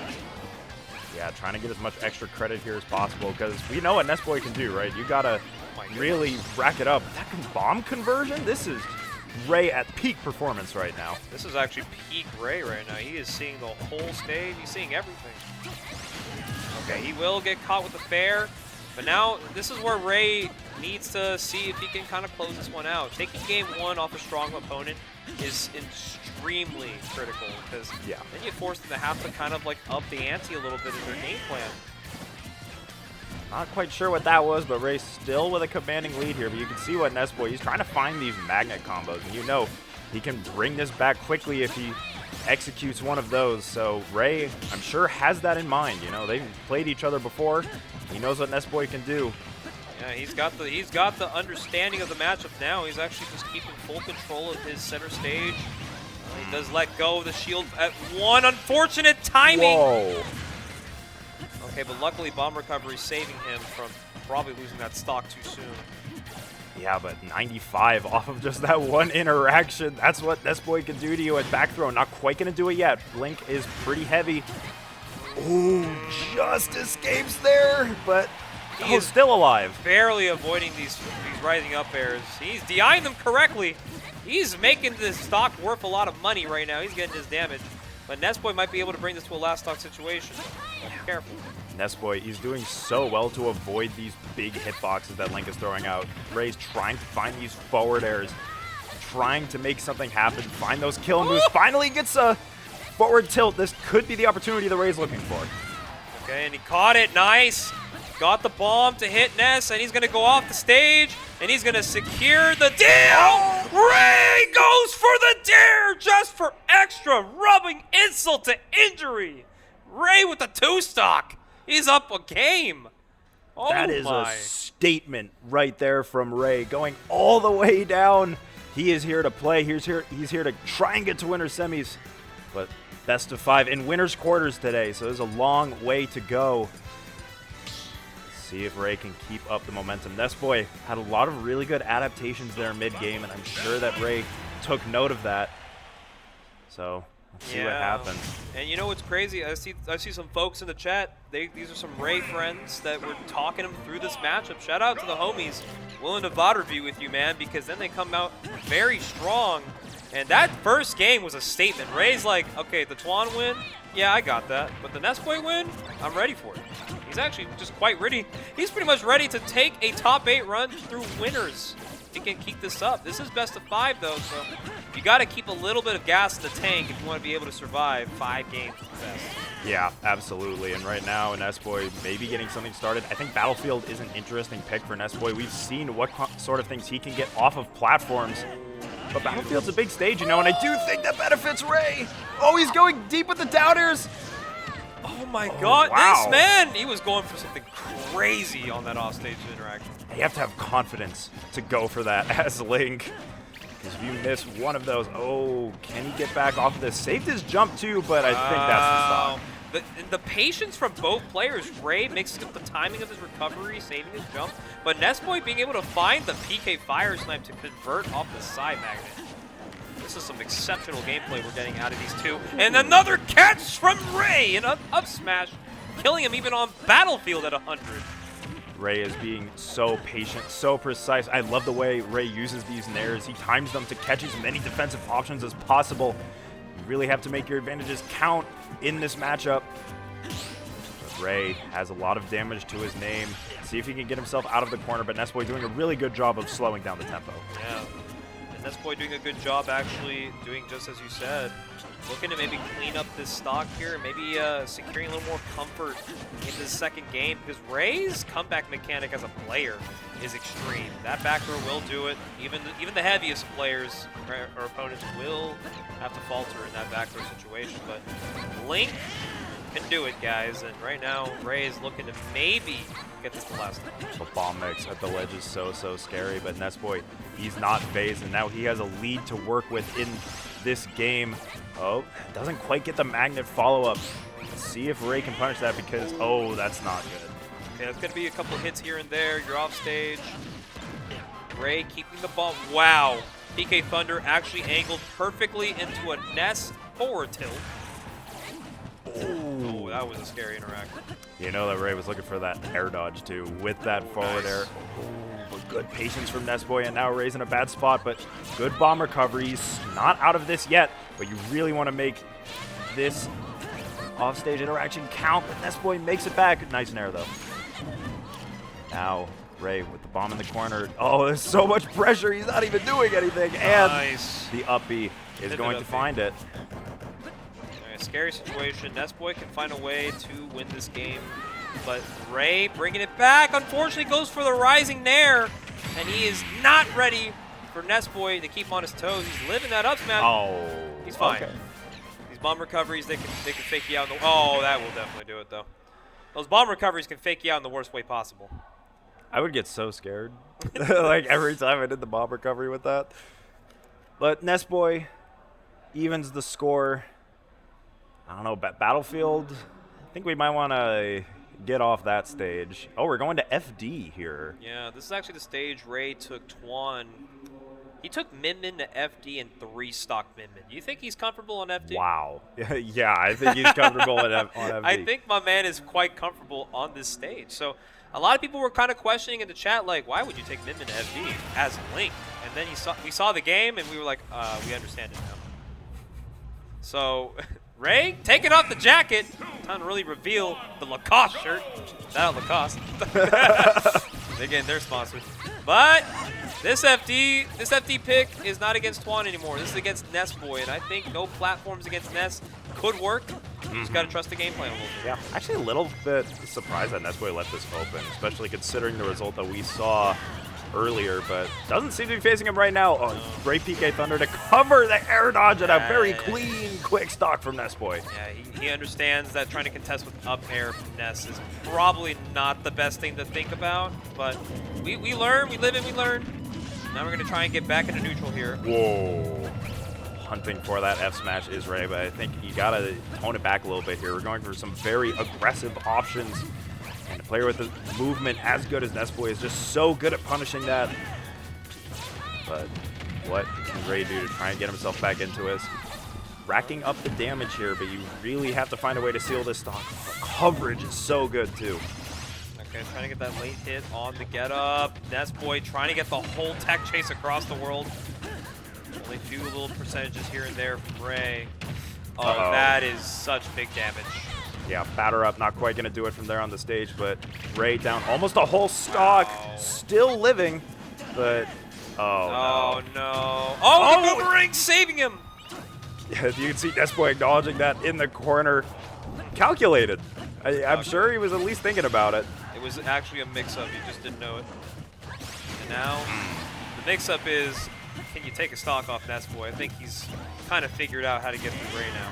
Yeah, definitely. I think the problem is that Link's disadvantages as a character are just so abusable once Nessboy wins neutral and gets Link in that corner, you know, because he's just not very fast. And Ray has great mix, to be sure, and you see that really working in his advantage when he has neutral one, when he's in that advantage state, but it's just not enough to overcome the deficiencies of the character at this point, and you can't really be doing that either. Oh, and it catches the roll, and there's a classic Nessboy stock incoming, 103. Ray has a chance to bring it back to stage. Well, you are practically looking at the ends of a JV3, but luckily we get some hits here and there, 36. We could start something here. Ray's definitely looking. You know, we talk about Nessboy's X Factor as a player being those highly technical conversions. It's still alive. But, you know, if Ray can get back to stage, he's perfectly capable of those as well with a bomb in hand. No, that up smash is going to call it as game 3. Goes to Nessboy as well, and we are in best 5 territory, so we have more to watch from these two. I mean, you just can't really be throwing out those when your opponent is not at kill percent, you know? Like, Ray threw out a couple F smashes when Nessboy was at like 40–50%. It's just, it's high risk, low reward, you know? You can't really afford that at this level of the game, but Ray can adapt, you know? He's surviving, that's the tag. Alright. We're back on FD too. Yeah, that was another thing we were talking about too on Wednesday, right? Ray just had the survive tag on him. And it's like, yeah, I mean, Link, the way he plays Link in disadvantage is like pretty much survive. Because like my man is bomb recovering routes you've never seen before. He's being super cautious of his like resources. And he's gonna go for the guaranteed stuff. It may not be a kill option, but a character like Link with that kill power has a lot of tools to make neutral interesting. Oh wow, and I think Nessboy's really figured out that PK Thunder is really good at covering so many things that Ray's trying to do. Yeah. See Ray trying to convert these soft nairs into forward smashes, but not quite at the right percent for it just yet. Oh, nice boomerang conversion though. Potentially good spot for Ray. What can he do here? Okay, looking to get that late hit on the bomb. Doesn't quite get it. Trying to get that reverse on me, the classic. Hey, it works more often than it keeps working, even in 2025. It will work. Oh. Doesn't get the B reverse he wanted. See, this is Ray looking much, much better. He's really slowed down the tempo. Haven't seen too many over-aggressive plays yet. And this is really good ledge trapping, but the bomb still isn't quite going to do it. Can he get the conversion on this one? Great ledge trap, but he can't quite find it. And the reversal from Nessboy. That's an unfortunate way to lose the stock, but luckily he will get it right back. And we got to play 2 stocks apiece here. Yeah, with the bomb in hand, trying to mix it up with this down air. Right now, poking and prodding. Ray being very, very careful here. Scary situation. But right now, Ray's kind of figuring something out right now in neutral against Ness. I think very willing to throw out these soft nairs and willing to just kind of take the hits as they come. But when Nessboy gets one good hit on you, it's like, oh, wow, what a tech. That was a great option, though, from Ray. That actually covered a lot. That could have been so bad for Nessboy, too. But the fact that Nessboy was ready to tech that is nuts. How many players in this venue today would actually tech that? Like, I don't think the list is very long. I got to be honest with you. But Nessboy is just on that level. Oh, but Ray off stage once again has that bomb, but Nessboy is ready for it. He was just ready to catch the angle on that bomb recovery. Ray might be down with his final stock in winners, but he can still make it happen. He's keeping Nessboy honest and does in fact get that. We got a last stock situation. We would love to see a game 5. I think the chat would like to see a game 5. I think even Ray's homies would like to see the game 5. But if all things are considered, no, he tried to do it. He's got the bomb in hand. Maybe not the ideal punish, though. He went for just a nice... Oh! He might live. And he will. Oh, he lived. Oh! I'm telling you, bro. Ray has some really good bomb recoveries, but unfortunately, you put yourself in a position to drop it. Ray's a little upset about it, but, I mean, good performance nonetheless. 3-1. Not the worst way to go out, but he did what he could. Yeah, Nessboy definitely playing on another level right now. He will move on into winners semis. And he will be fighting Puresalt next. But before we get that, I believe we're going to first get Louis Money back to the stream. He will be fighting El Soda, a classic. That is a Guildhouse classic, California classic right there. This is actually just a classic at this point. We've seen Luis and El Soda fight almost every single season. I think at this point we've made a joke that, like, El Soda's the type of player to say that he doesn't care about being ranked, he doesn't care about doing well at tournaments, but for some reason, he always finds his Louis Money win at the end of the day, huh? And he's got like a few of those already, more than most of NorCal could have pulled for, so. Yeah. It could be another opportunity for Alex to cash in that Louis Money win once more, but, you know, with Luis playing Rob today, maybe we might see the Palu if things go south. But of course, Luis respecting Alsoda, he's like, all right, you've been getting up to me at the top end of bracket pretty consistently. You're a pretty good player. I'll give it up, you know. But of course, Luis gonna see if he can try and get this set through with the Rob, because he's trying to get that Rob Genesis ready. Yeah, best of 5 as well. You know, taking wins off the players of Luis's caliber in a best of 5 is a whole different ball game than best of 3. So, but Alsoda is capable. Rob versus Joker here. So here's some upsets and losers real quick. Uzo over Fire, 3-2. I also see M4 over Fletchling, 3-1. Yes, that was a very fun set. I was watching that in the back, and it was very Mickey. It didn't look fun for either player, I gotta be honest, but it was really, really good. Mpura's crazy mix. He does. His brawler is very solid. Not to mention Toblerone over Kilobramflix. That's a tough one too. So I mean, a lot of craziness happening at the Gauntlet tonight, but here we are. We finally made it to the top 8 winner side, and these are 2 players. We know what they do. We know how they're gonna fend off with each other. But the Rob is online. Oh my lord! Yeah, no kidding, Luis converting on that ledge trap. So creative with that gyro. Rob just has so many ways to kill you with the gyro in hand. It's insane, especially when somebody as confident as Luis, who can just kind of run up and just do it to you. He just knows it's going to convert, even if it doesn't, be ready for plan B, because he is quite pretty with all the option selects. Yeah, up a full stock right now, but it is going to take it. Okay. Right. So, yeah, Alsoda really needed that. You really have to make all of your openings count here, especially with Arsene active. You really want to rack up as much damage as possible here as well, but really good spot dodge from Luis. Let's see what Alsoda can do to try and climb back some of this percent disadvantage. Oh, whoa. Going a little deep there is Luis. Trying to look for something, but these spot dodges are on point. They're very deliberate. Yeah. You know? He knows that Alex is going to be willing to press a button if he whiffs, so he's just got to be ready to be able to counteract the counter, which is with punishing with punishes. This is the game of Smash Ultimate. That's all the game of Smash Ultimate is at the end of the day sometimes. You just got to with punishes, and then you become enormously better in the game.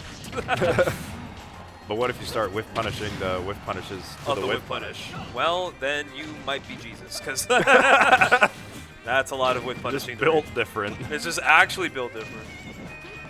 And stalling out the Arsene here. This is something Rob can do. If you want to stall out Arsene at the top of the screen, it's something that's in your toolkit, but Luis, he's doing this the old-fashioned way, and he's going to take this with that pile driver slam. But Alsoda did a good job to bring this back after what was a pretty rough first stock, all things considered. So let's see. Great parry into the F smash. If you want to beat Rob at top level, you have to know how to parry that move. Yeah, parrying Rob Nair is iconic and key to actually not losing so much in neutral. And look at this conversion right now. Alex playing superb on this stock here, avoids the mix-up, but he's getting hit still. And Arsene's going to come out now, but let's see if he can try and bring it back in his favor, because this Rob is literally resetting the reset. And then on top of it all, an opportunity to win the game. Oh man. Yeah, this is Luis saying, look at my normals, and look at how good all of them are. And I'm going to keep hitting them consistently, because that's how good my character is. Oh, watch out. Now just going Caught the roll away, and that back air will extend. That's game 1 of the Wii money. Looks like they're going to run it back on PS2. Good stuff, though. To Luis. Really good job kind of locking that down after Alsoda made it a little bit hairy in the end. Still feeling the Joker. The Alsoda Joker is really, really clinical. His punish game is on point. Yeah. If he finds a place to kill you, he will kill you at ludicrously early percents. And even a character as heavy as Rob has to be careful of that. All right, so we got the game here for game 2. Running it back here on PS2 projection. Real quick. We need game footage, please. All right. There it is. Okay. All right, so back to game 2. Arsene is out. pretty early. Gonna get some hits here and there. Back airs galore. Still, oh, that is what I call greedy. You're gonna die for it. Yeah, that's... There's really good stuff, though, from Alsoda waiting, and it's just a testament to how good Luis is, because 99.9% of players fall for that. You know? But you have to find another level versus somebody of Luis's caliber. Right now, the damage is climbing. Arsene is on deck here. But you want to find this kill fast, and this is a really bad spot for Alsoda. Oh, gets the reversal, though, and finds the back air. That is exactly what he needed. Still Arsene as well, so let's see what kind of extra credit you can get, because you're going to need it versus Luis. It's really good being able to catch that jump, and some of these things you see Luis going for, it's like overcommittal because he thinks that you're going to just go into that flow chart recovery angle. Once you kind of figure out how to get around that and you reversal it, it's like, okay, you're back in the ball game now. And now being able to keep it respectable and neutral is everything Alex needs in order to bring this bang back. Oh, this isn't a good spot, though. Still alive, but man, just such good coverage. Luis putting himself exactly where he needed to take that stock, and now Alsoda has to dig deep, try and build up an Arsene. Oh, does he need the Arsene, though? That's the question. Oh, man, though, the problem there. Why does it lead into so much, man? Like, right. I get angry every time I watch this character for an entirely new reason. I think a lot of people in chat could also agree to that. It's like, yeah, man, why the hell are you winning? Stop it. Oh, okay, not going to do it yet. Got to be careful, though. That move is very challenging to DI. Going deep is Alsoda, but oh no, that's so unfortunate. That is actually the most, with a loss of a better word, the most dog shit way to lose that game. Because Arsene literally just said, you know that one meme of Retro Spectra throwing out the piece, and all you hear is like, just disappears into the void. That's a classic. Joker's like, help me, Arsene. I'm getting edge guarded by Rob, and he just threw out the peace sign and said, see ya. Like, Arsene sold me. You dropped that edge guard, so I'm gonna kill you now. It's okay. Alsoda has played a lot of Valor. He knows what it's like to have teammates that sell for him. Oh god. Well, yeah, screw your right. teammate. We're going solo dolo with the Roy counter pick because Yeah. clearly we can't depend on my duo. Damn it. It's good. He's feeling the pain of Ice Climber players right now. Oh, okay. Carlos, I understand it now. Oh, wait. hang on. What can you get off the foot? I mean, you know, it's Rob, so of course he's coming back, but, you know, they're kind of going to poke here. You know, Roy has access to that power all throughout his stock, which, you know, the consistency does help to be sure, but Alsoda's Joker is something special, and Roy, everybody knows what this character can do, but the off-stage game is just, it's so much worse, you know? And you know Luis is going to be able to take advantage of that. But good recovery so far, but unfortunately, very, very patient. This hurts, man. Quick little stock there from Rob. I think you got to give credit, too, because Alsoda has definitely been able to beat Luis a couple times in the past, but Luis right now, knowing that there's something to prepare for, like Genesis, like, my man is going to be no longer autopiloting against his opponents. He is giving you guys the true experience of having to fight him in a top cut bracket, pretty much. Yeah, locked in to be sure.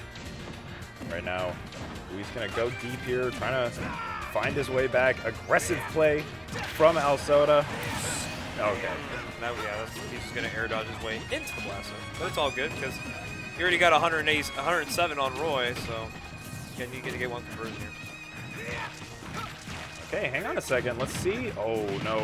I don't think that's quite what he wanted, but great DI, but it gets caught anyway. The coverage is so good from Luis. You think you've DI'd that right, that you're safe for the time being, and then Luis just follows up so quickly. Rob just has so many ways to kill you. And, oh man, we might be seeing it here. Forward throw off stage once again. Great gyro. Good recovery, but man, it's looking pretty dire. I think Luis is going to try and send a message to everybody from now on. If you think you can beat me, you're going to have to beat me at my best because I am no longer holding back no more. I don't care if it's a local. I don't care if you're my homie. I'm gonna play you like you just like killed my dog. I'm gonna destroy you. And I'm gonna do it in ways that may never make you want to come back to a tournament again. You're gonna get the 3-0, and that's all you're getting, buddy. We'll see you in Grants. Worst part is I don't even know what move that was. I think it was just gyro clanking with a move. So fucking funny. Well, Luis and winners finals. How about that? Shocking. Whoa, hey, can't be that bad. Yeah, you know, good stuff to Alsoda. I'll give well it up. done, but you know, it's real hard versus Yeah. Luis. You got to be locked in. And on an entirely different note, I believe we are now getting Donkey Kong versus Ness. Yes, we are. And it's definitely your two favorite reps in this region that play these characters. You're going to get Nessboy and, of course, Puresalt. These two haven't fought in a while, so I think this could go either way. This is a coin flip kind of set we're going to have coming up. Yeah, I mean, so the thing with heavies is that, yes, their disadvantages are terrible. Yes. But also, a lot of intricate combos work differently on heavies than they do on a lot of other characters because they're so big and they're so heavy. I don't know the answer to this, so Chad, if you do, help me out. Do the fly mag combos change on big bodies, like Donkey Kong? Like, in terms of, Like in terms of them? the timing or, like, anything like that? Because it does I'd matter assume for it some does. characters, I think it does matter, because I think with a bigger body, it's kind of hard to kind of So Shrudik is on the same idea as me. A bigger body, unfortunately, does not mean easier time to hit. It actually just means harder time to connect. And I think that's what DK can kind of mix up with Ness, and the ability to fast fall really quick. Yeah. So these fly mag combos, definitely it's on Nessboy to like really react to where Puresalt's going to be at a certain time when he wants to go for that. So this will be interesting. These two, according to shout out to the Smashers app, these two have not played in some time. Ooh, okay. But lifetime set record 3-1 to Puresalt. Oh, all right. Puresalt has been kind of pretty much Nessboy's demon. And the last time they played was back in April of last year. So it's been a while. They haven't played in 9 months. This is a little bit of a wake up call. And the last time they played, Puresalt took it 2-1. So not only does Puresalt have the winning record on him lifetime, but he also had the last set. So, you know, this is the 2-3 seed matchup. This could have gone either way, but I think Puresalt might be able to make it happen. But with the improvements that Nessboy has also been making in his game plan as well, I'm excited to see if we can at least get a Game 5 set out of this at the minimum. Yeah, for sure. And, you know, I think the other thing is that Nessboy has become less and less reliant on the fly mag stuff as he's gotten better and better because he's added so many other options to his toolkit. Yeah. But, you know, I'm sure the edge guarding is problematic, and DK just has those really big hitboxes that you can just throw out, you know? Like, the movement is such a big thing. So it's going to be about finding an angle of attack that Donkey Kong cannot cover. 100%. So let's see what happens here. Not a matchup you see all that often of two players at this caliber. So let's see. Oh, starting it on Battlefield too. Yeah. Okay. Okay, he's not dead yet, but is he? Okay.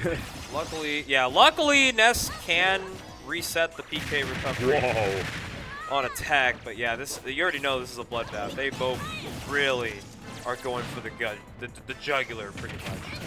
Yeah, I just don't know how they approach each other. All right, first stock, though, going to Nessboy. Good start for him, especially for a guy who is looking to maybe kind of ease that set record back into his favor. Now let's see. So Puresalt has Nessboy off stage. Oh, man, you have to be so careful throwing things out in that spot versus Donkey Kong. Ooh, that was a great angle, actually. Snapping ledge right at a good time, too, avoiding getting forward smash. It's interesting. You see Nessboy is adapting his angle of attack to the big body already. He's engaging his combos from way higher up than he normally would. Not going to matter in that case, though. That's a meaty back air. All right, see. Looking to get something going here. Got the monkey punch is fully charged. And it's ready to rip anyways. Getting a nice 30. And Donkey Kong is just so much faster than he probably should be. Jump. Oh, this is bad. Oh, just barely missing the down air. Oh, he's gonna side mag him, and he's gonna take him off the top with the up smash. Good knowledge of the percentages too. Yeah. Oh, Is he alive? he's living, Yeah. but it's annoying. Doesn't get the 2-frame forward tilt. How do you get off the ledge here? That's a great parry, though. He really needed that. Oh, and you see the adaptation in the fly mag combos. The mix is so good from Nessboy. Puresalt escapes with his life there, though, and now, oh, just jumps at the right time. Still, the damage is climbing. Uh-oh. And this is an opportunity for Nessboy to take this first game here. Puresalt still making it back airing the ledge. That is an option you don't get to see very often from DK.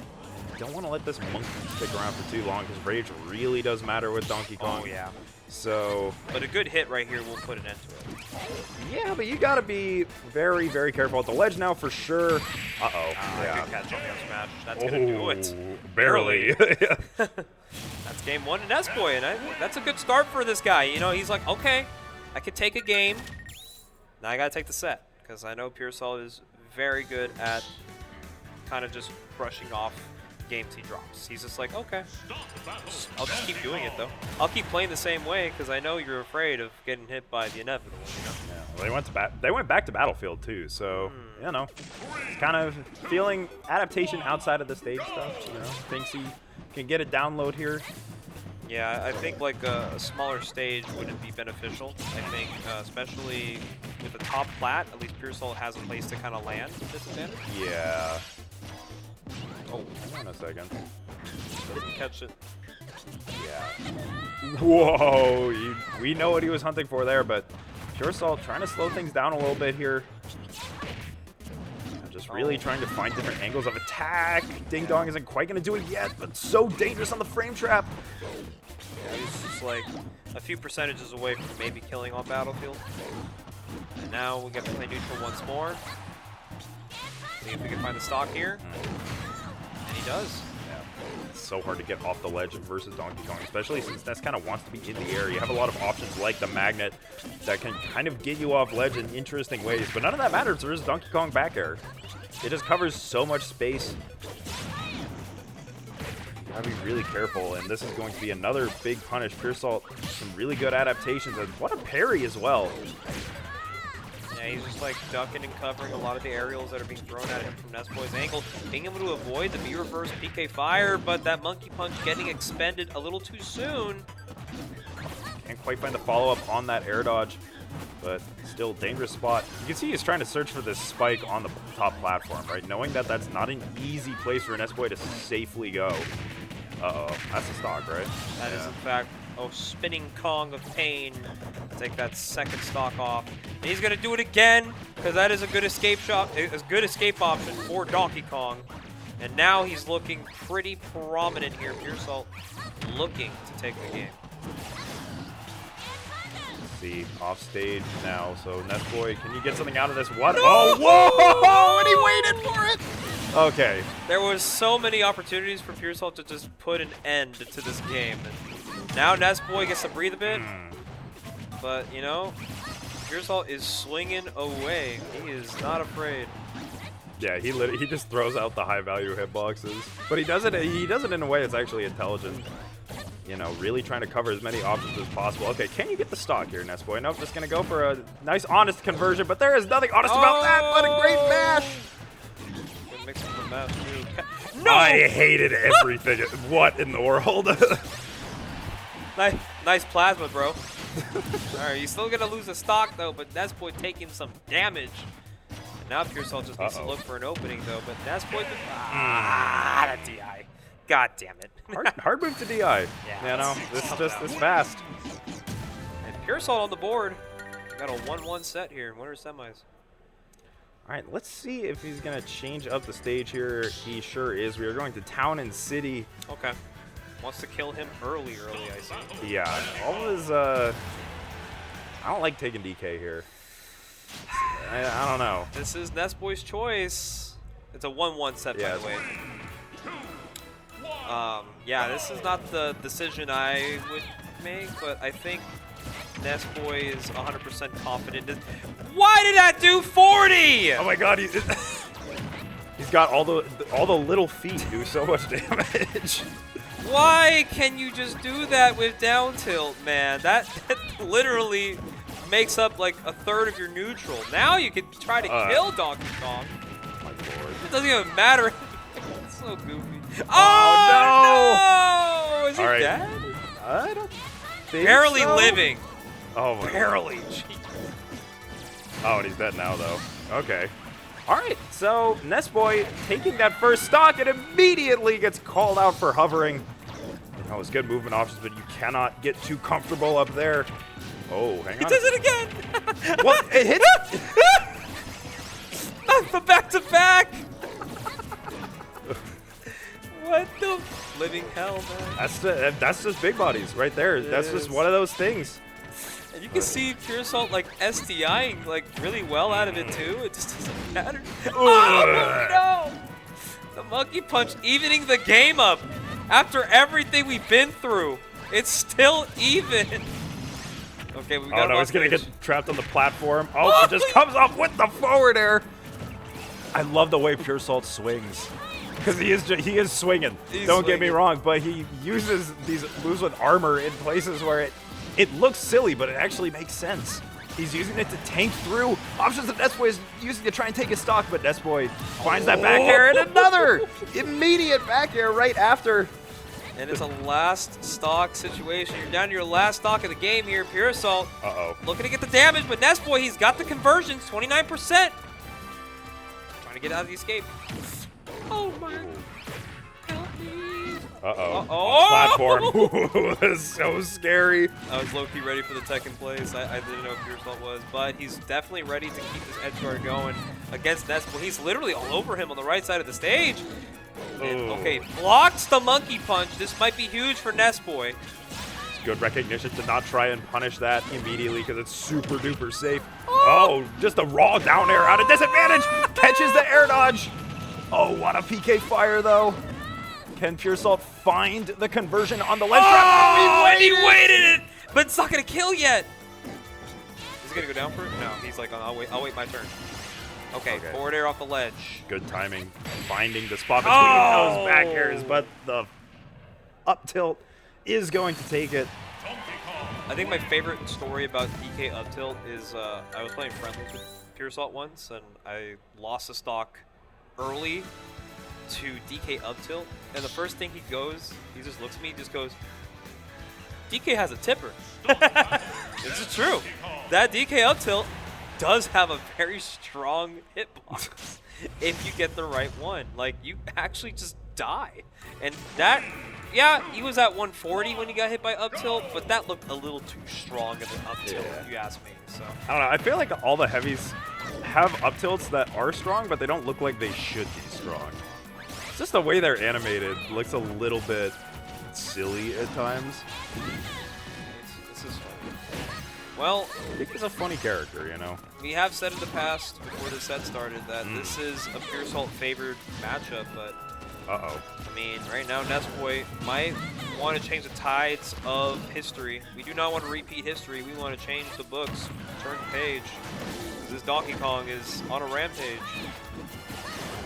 Oh, nice movement in through those back airs. Nessboy finds that up air, so really, really solid stock. But you have to be careful. We went back to town, by the way. Nessboy is confident that this is still the right stage to go to. I don't blame him.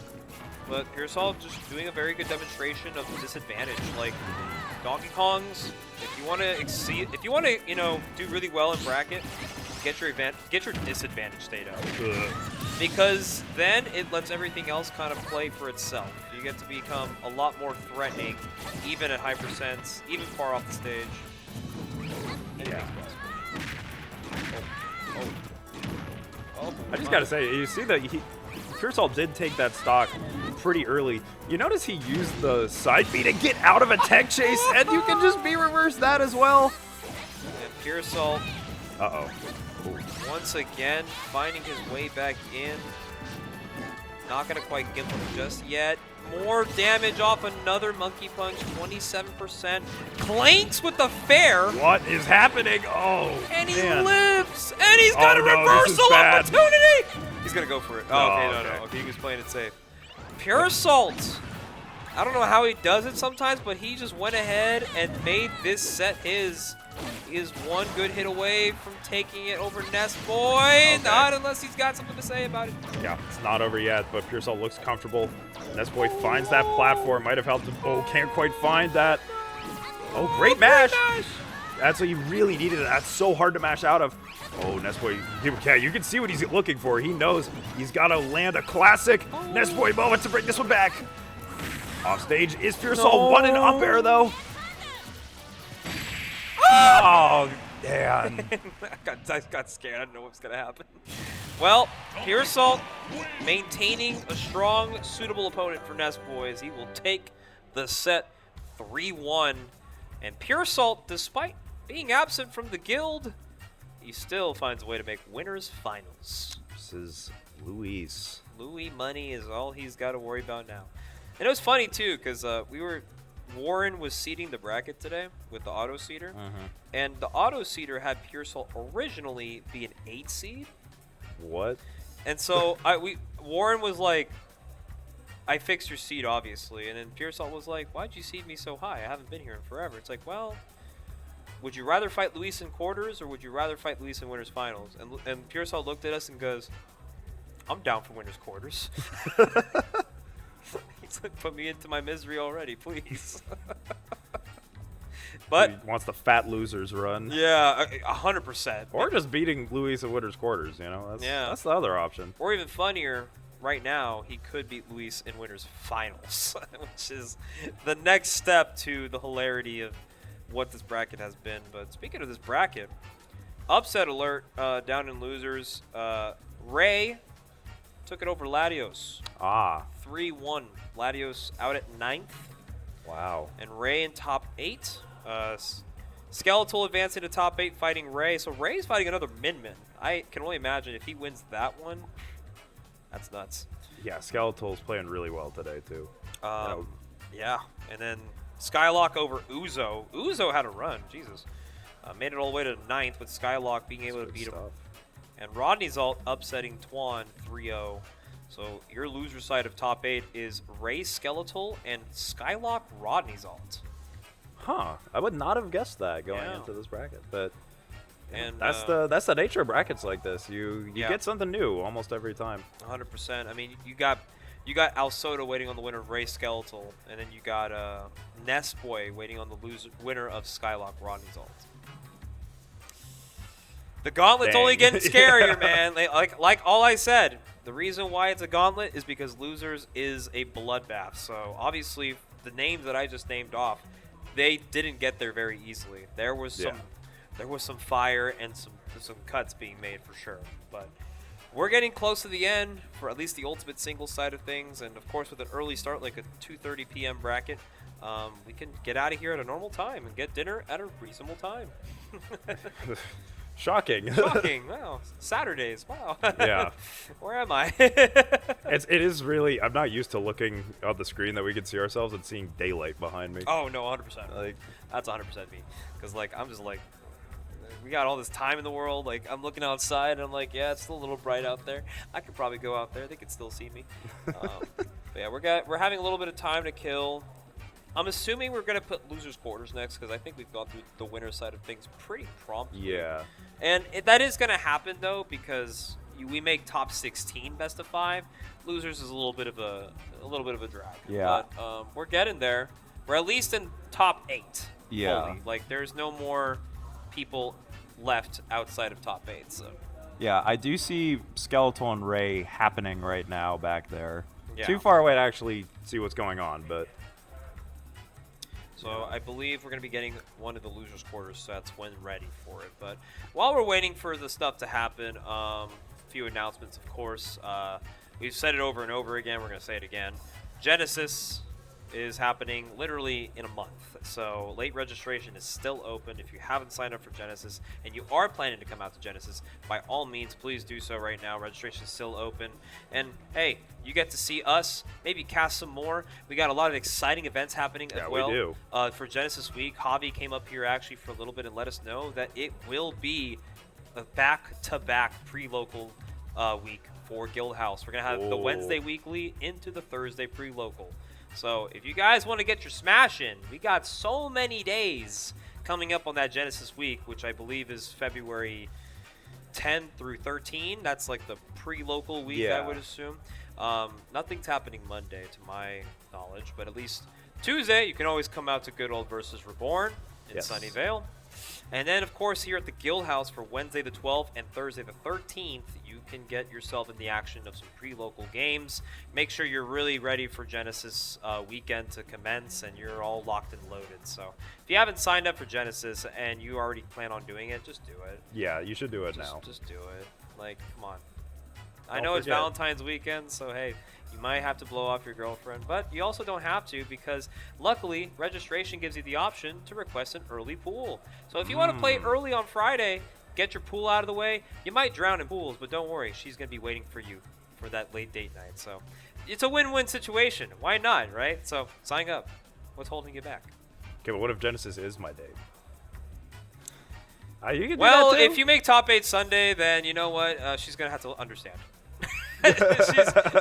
She's going to have to sign up. Public, no. Sorry, but but I'm glad you signed up. I'm at least happy you signed up.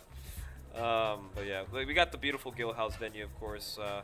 A lot more people getting in some friendlies. We got friendlies running all the night through. I believe production let us know that 8 o'clock is probably like roughly when we're going to start packing up. So that's still like, 4 hours, right? yeah, so if you guys want to come through at least to get some games in, I mean, the venue's still open. You got a lot of things going on. The bar's open. You got some board games. You got the parlor going through. Yeah. There's a lot to do, literally today. You got Street Fighter. You got Guilty Gear. You got Rivals setups. You got Uni, Under Night Rebirth. We got a lot of different games for all different types of players. So if you want to come out and just get some friendlies in, like, dude, the door's open. Just waiting for you to walk right in. It's one of the nice things about Guildhouse. There's always a game happening. Yeah. There's always a game happening. There will always be a game happening. But yeah, other than that, the night is young. It is a Saturday. I'm so happy it's Saturday. I'm very glad it's Saturday. Chat, I hope you're happy it's Saturday as well. Spending your Saturday listening to us is a choice, but, a choice we appreciate it. It's a choice that unfortunately you will have to make if you want to hear us talk as they approach the mute button. Like, okay, all right, you think I'm going to listen to you? No. We're stalling a bit, but for a good reason. So we're going to be streaming Losers Quarters. I think it makes sense, though, to stream Losers Quarters. It's been a lot of best of fives all day today, so it only makes sense to get even more sets out there. And we got the time. I'm just kind of casually watching the Donkey Kong celebration winning screen right now. It's just really funny. It's just he's just happy. He's going crazy. He's going bananas. Got a lot of time to kill right now. Yeah, I mean, I really hope they give the heavies more stuff to work with in the next game. Like, I know it's hard to make heavies that are a healthy design because they tend to be noob killers. They do. They are. So you have noob killers. It's like kind of a damned if you do, damned if you don't situation. Even if you're really good with the heavies, it's like, well, damn, now it's not just a noob killer. Now I'm just getting checked. This guy just knows too much. Yeah, literally. But, Nintendo has made a beautiful game here in Ultimate, but I'm sure they know that it can be improved upon. So, well, luckily there is a set to be played. I've heard Rodney Zalt took it over Skylock. So Rodney guaranteed 5th. Honestly, that's a good run, yeah. Good run on Rodney so far. He had to take down Latios, Twan, and Skylock. Pretty good day in the office if you're asking me, but now he's got to deal with Nessboy. Dang. I don't know if we're streaming that immediately, but that set is available. So just putting it out there in the blue for all of y'all to know. Ray Skeletal's still happening on the side. That's been going on for a little bit, so they might be wrapping it up soon. Where is Ray? I'm trying to fit. It's not hard to find him in a red shirt unless you put the jacket back on. I Then maybe think- it might be hard. I think you see the set El Soda is watching, like in the corner there. A couple other people. I think it's okay. that. I think they're there. They're off stream. Yeah. Or unless we get a different angle. Maybe we get the overview angle again. Maybe we can kind of figure out if he's over there. The set looked like it just still going, yeah. Alright. I see Warren working hard though. He's running back and forth the TO table. Alright. What is the best cocktail at Guildhouse, in your opinion? That is such a good question. I've tried virtually most, if not all, on the menu. Some of the items have come and gone, but one of my favorite go-tos, no longer on the menu anymore, was a thing called a mana potion. And it was like, I think it had gin and blueberry, what's it called? It's like a, not a puree, but it's like kind of like a daiquiri. Oh, okay. In a sense, so like a gin daiquiri mixed with some lime. It's really good. I recommend that one. Honestly, I need to go back to the menu. I've actually just been such a beer goer now. Fair. That's entirely fair. There's some really good beer There's on good the beers. on the Guildhouse menu. They brought back the red trolley. If only Tobio was back in NorCal. I don't know if you know who Tobio was. I don't, unfortunately. He's from SoCal, from the Inland Empire region. He was up in NorCal for a bit for a job internship. But he was able to snag a PR spot, like back when we had a 20-man PR. And I remember when he came to Guildhouse, he's like, my only motivation to come in here is because of this one beer that they had, which they took off the menu for years, and they just brought it back like 2 weeks ago. The Red Trolley. It's like red pale ale.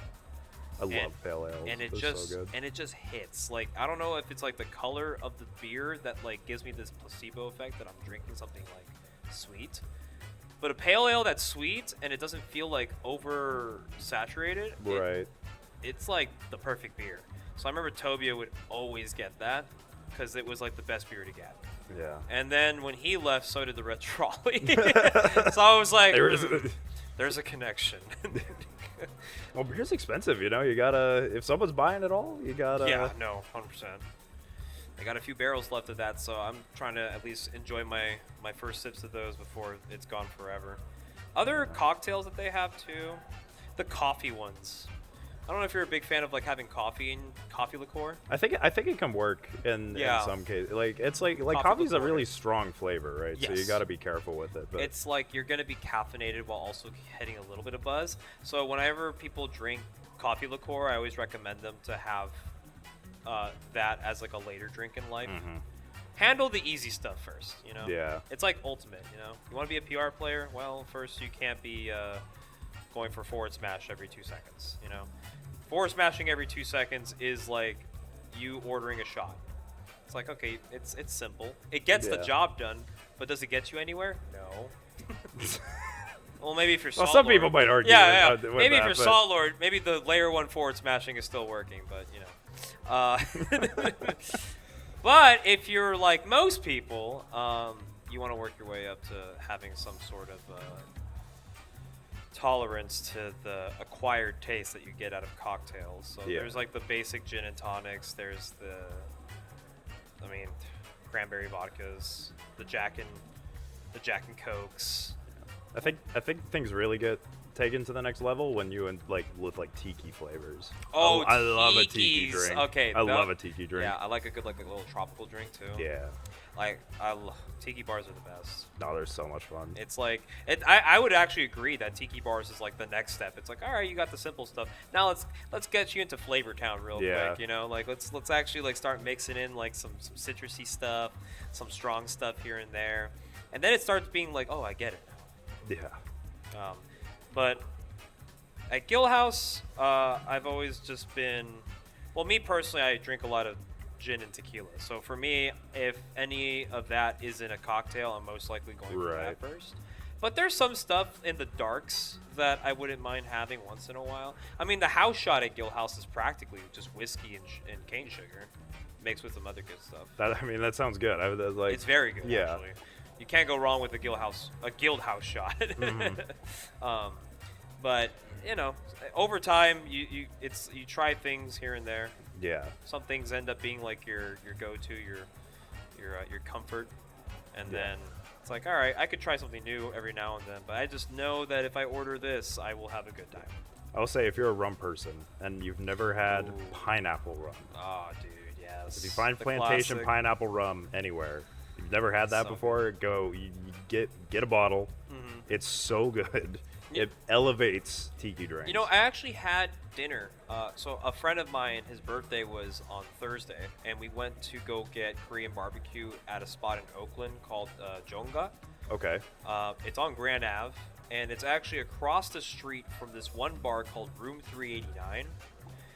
And their menu was like, I have to say, for a guy who's gone to a lot of cocktail lounges, their cocktail menu is probably like top 3 I've ever seen in my life. Really? They've had some very good drinks, and I just luckily we all ordered some different ones and tried them out. But I was like, dude, this is like some genius shit I'm looking at. Like, I had a cocoa caramel tequila hot drink. Oh, so it was like a spicy hot chocolate. It's like a almost? spicy hot chocolate with tequila. And I was like, That dude, sounds mad good. this is actually. generational. I was like, I'm awake too, because it's like, wow, like it's a hot drink and it's 50 degrees outside. I'm like, I feel great. Yeah. I mean, they also have like the regular stuff, like they have the Irish coffee with Bailey's, Yeah. you know, all that good stuff. But they had some bomb cocktails there. So I don't know if anybody in chat is in East Bay, but if you go to Oakland on Grand Ave, look for Room 389. That is a bar to go check out. That's good stuff. It's good stuff, I will say.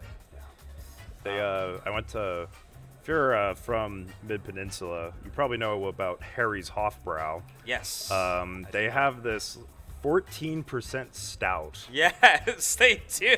That thing is crazy. That's- It's really good, but you take like 2 sips of it and you're like, I'm there. oh my god. It's actually stronger than most like Cabernet wines. Yeah. Like, you're drinking beer that's practically gonna knock you out the same way as wine, and I'm just like, I used to be a big stout lover too, and there was love Guinness. There was even Guinness- a bistro down by my school in San Francisco off of Masonic and Fulton, and it's called it was like something bistro. I want to say it was like Cafe Bistro, just that simple. They did a student discount for USF students. That's a really good idea. They sold boots, but they gave students discounts for their boots. So the normal boot was $14, which is a lot of money for 40 ounces, but Yeah. realistically, not bad at all. Now throw in a discount to college students willing to drink more than a boot. I mean, it's a good business deal, but also like, I lived down the street at the time. So for me, I was like, if I'm getting crunk, I gotta pray I can walk up the hill back to my place and then just crash. I remember they had like several porters on their menu. So I think the strongest they had at the time was like an 11%er, Oh my Oregon God. porter. And I remember getting 2 boots. Because for some reason I thought it was a good idea on the first one to go chug it. And then number 2 came around, and I kind of babysat it a little bit, but I ended up finishing it. But I was at that bar for 2 hours, and I just consumed 80 ounces of 11% alcohol. yeah. So That sounds like a great time. it was honestly. a great time, because then I got really hungry and got some chili fries, and I slept like a baby that night. There's a beer hall that just opened in Redwood City, right Really? across from Cinemark, from the movie theater. Mm-hmm. So I went there. I got a boot and I got some just a standard half pint after that. Then I went to go see Gladiator 2. Yo! It was amazing. Wait, that's Like, fire. That's honestly really fire. that's a good movie, actually. If you haven't seen Gladiator 2, it's a little bit different from the previous one. It's a lot more. Redwood City gore, gang. Oh, we but- got Mr. G. What's up, Mr. G? Yeah, we're Peninsula boys, actually. Both Yeah. of us commentators, we're both San Mateo. Yeah. Yeah, San Carlos. But San Carlos yeah. for you, San Mateo for me. So Redwood City is just like a few exits away from us. So we're more than willing to go check out some places. So as predicted in my head, Ray made it through Skeletal. So that's 2 Min-Mins he's beaten today with Link. That's That insane. must be just no fun. Does Link go even with Min-Min? Is it official? I don't know if it is. I mean, but actually, like, I kind of believe Link can go toe-to-toe with some Min-Mins. I don't know. That's an insane matchup to be going even with. But now, Ray made it to top 6. He gets to fight Alsoda, who recently just lost to Louis Money. So, obviously, both these players are looking to get some runbacks with some players, because Nessboy's also in losers, and Ray did, in fact, lose to Nessboy. So, they're both playing for a reason, and that reason is to keep going in the Gauntlet. And as much as it's jarring, they're going to have to do it if they want to get some placement. So here we go, game number 1. We're going to go right into it. Joker Link. Another Link matchup on stream. yeah. Not often we see Links on stream these days, but Ray is really making a name for himself with the survive tag. Yeah, actually, though. Yeah. He Right gets now. so much good damage off that, too. Link just does a ton of damage off of these normals. He's not hitting you for extended combos, right? It's mostly just 2 and 3 pieces, unless he has the bomb in hand, of course. Yeah. But does a lot of damage, Wow. and that forward air is just criminal, honestly. Oh, man. That forward tilt is going to clean it up. And I don't know. Ray has just been on a tear recently. Like we've been seeing him do really well at Guildhouse in the past, but the fact this man has been consistently in our top 8 as of late. Oh, no. I mean, this is early in the 2025 season. You're going to take a forward smash, sadly, but this is early in the 2025 season, and Ray's already picked up a resume that most players would love to have. So I don't know, guys. Maybe Ray's time might be now. He might be next up on the NorCal PR if he keeps this up. And if he adds an Alsoda win to the resume, I don't know. He's looking pretty strong. Oh, gets bombed for his troubles there, though. A little bit aggressive on the ledge. Takes the back air, though. Puts him off stage. But so the thing is, they're waiting for these bombs, right? But it's so hard to punish Ray. Wow. Because his angles are so good. He was able to angle Rang twice in a row. Oh. And he lives! Wait, what? Ray's insane! What living man lives an interaction like, and he gets to play neutral? God. What is happening? What just like, actually, somebody explain that to me. What happened? Ray's insane. He's gonna take the stock though, but Jesus Christ, what a recovery route! That's gotta be one of the best recoveries I've seen from him of all time. Yeah. That was an angle. He's just always ready. So many different ways to get back to stage, and racks on more damage for his trouble. Arsene just getting away with that dash attack. Alsoda does get some damage on before Arsene goes by the wayside, but got some work to do here. If you're Alsoda, and he will get caught by that up smash. Running it back. Yep. Got a little ANC trying to contest with the up smash, and Ray, this man knows how to win. This guy's up a game now on Alsoda. And this is definitely Ray's best time to shine, because I know he drives pretty far to make these tournaments. I think Right. he lives also far up in like that far East Bay area. Oh, so man. he drives a distance to go to his tournaments. And his local tournament, Smash the Galaxy, at Double. Shout out to them. They don't run tournaments as frequently. Well, they do, but it's not a lot of people showing up to them. But Ray, a dedicated grinder to the game, man. And he's looking to continue on his dream run right now. The 10 seed, ladies and gentlemen. I gotta step off, make a call real fast, Mario. I'll hopefully be back, so I don't. Okay. No solo comms, but. Don't worry. I've had a lot of help today, so honestly, I'm very grateful for that. So as Sputnik takes a call real quick, we're going to call out and see how this second game is going to go between these two. I mean, Reyes has been really putting in the damage to everybody in bracket. We're going to have to learn how to fight Link in this region again, guys. I think that might be a common thing to realize. Ray has played 2 Guildhouse brackets this week, and his losses have only been Nessboy twice and Louis Money. So realistically, we need to see Ray lose to somebody else, but Alsoda getting the dribble. The and the pseudo infinite does in fact get that first stock. Ray has just been having a very strong January as late, so like my man is gonna play. And he gets caught with the up smash. And hitting Link's shield on an overhead is very risky, especially with how big that up smash actually ranges. I'm thinking to myself, like, you know, we talk a lot about how Link is, like, not the greatest character in this meta, and it still might be true at high level, you know what I'm saying? But when you watch your local Link player go crazy on region PR, it's a sight to see, dude. Loving what Ray is outputting today, but of course, in order to continue on the strength and power that he's been pretty much performing, he's going to have to get through more and more stronger players as this bracket advances. And he shielded that dash attack all the way. He is just playing phenomenal right now. But Alsoda might still be able to take the lead here. Ledge up, looking to catch. Oh, he really went for it all in the forward smash on the second one. Unfortunately, doesn't get the stock, and Alsoda will graciously get the whip punish there. It's another one too off of the forward smash. Oh, got the wrong angle on the bomb. He's hoping to angle him off the stage. Back to center stage. Okay, good fair, and that's a kill. Stock for Ray, Rolao. Once again on a last stock situation. Ray lets go of the bomb. Oh, that might do it. No, I'm just kidding. He had to jump. He's alive, folks. He's alive and well. Continually getting back airs, though, for his struggles. Okay. Just being out-buttoned right now by Alsoda. But Ray gets an opportunity.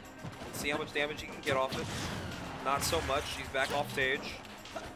And Arsene's going to be back too, so I want to see if Ray can maybe take this one despite the Arsene coming out real soon. Yeah, that's going to be the Arsene trigger right there. Oh, gets the pivot up tilt. Bomb actually hitting at the right spot here. So much happening, center stage. Another dash attack from Ray hits Alsoda. Well, let's see if speed beats out power. He's gonna let it rip or what? Another fair. Ray doesn't get the ledge jump. Not gonna matter. Doesn't get the F tilt. I thought he had enough time maybe to get that forward tilt, but he doesn't get it anyways. Ray inching that one out, takes game 2. Holy crap. I lost to this guy on Wednesday, and I feel a lot better about it too. My man is absolutely a threat to more than just the NorCal brackets. This guy is actually just a threat to society. He makes you work, and no lead is safe from the Link.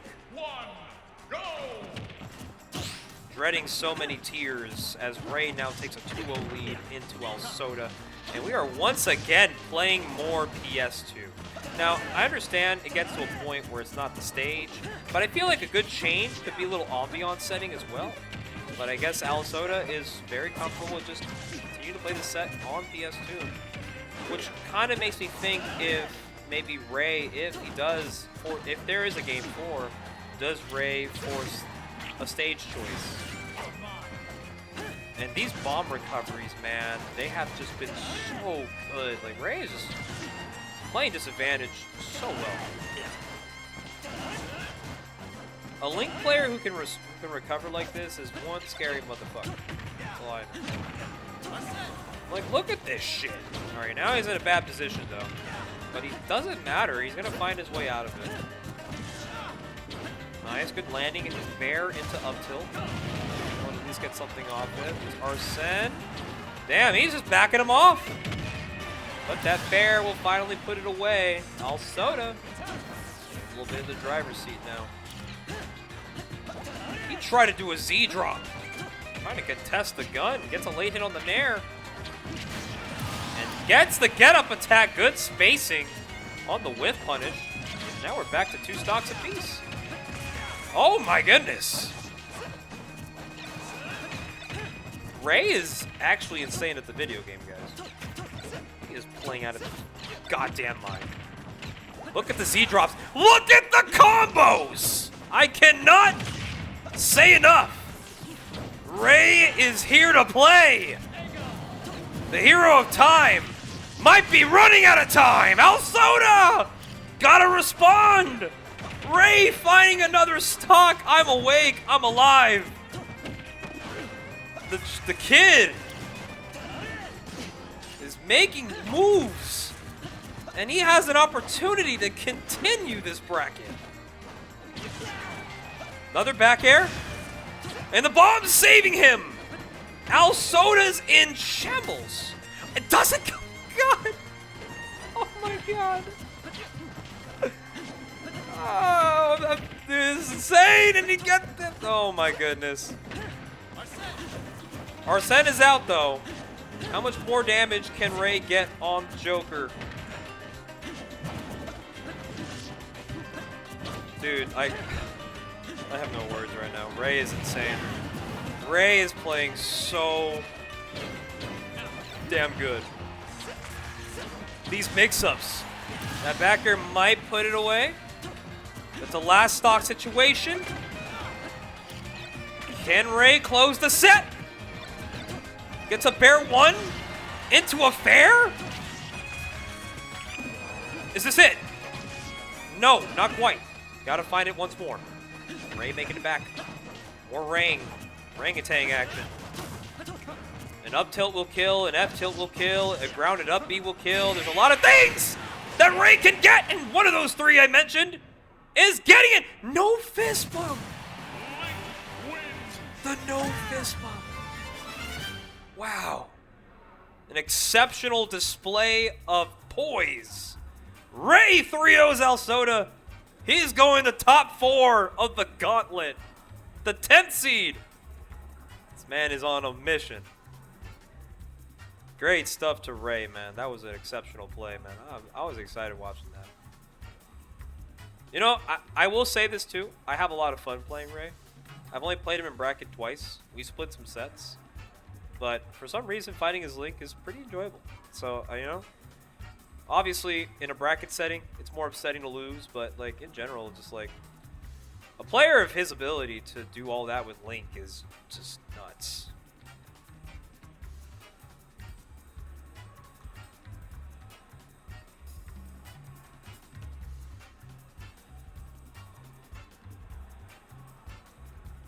That is nuts. Chat, how are you guys enjoying the stream, by the way? I'm Mars Bars, if you haven't known already. I've pretty much been solo doloing it, only for the last set or 2. But I've been up here pretty much all afternoon, and I don't regret it a single bit. Been watching some very good sets today here at the Gauntlet, and it's only going to get even better. I think the other Losers Quarter set is also going to be streamed. Indeed will. So we're going to have a Salt team kill for the other side of Losers Quarters. We're going to have Nessboy12 versus Rodney Zalt. Donnie boy, I love you too, big guy. Hopefully I can see you in SoCal sometime, bro, because I don't know if I'm ever going to be seeing you anytime soon.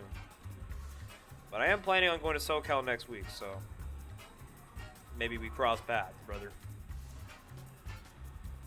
But I've been enjoying myself up here.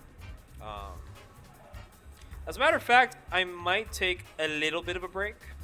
So I'll hop off for a bit. I'll come back later. I kind of need some water and maybe a drink.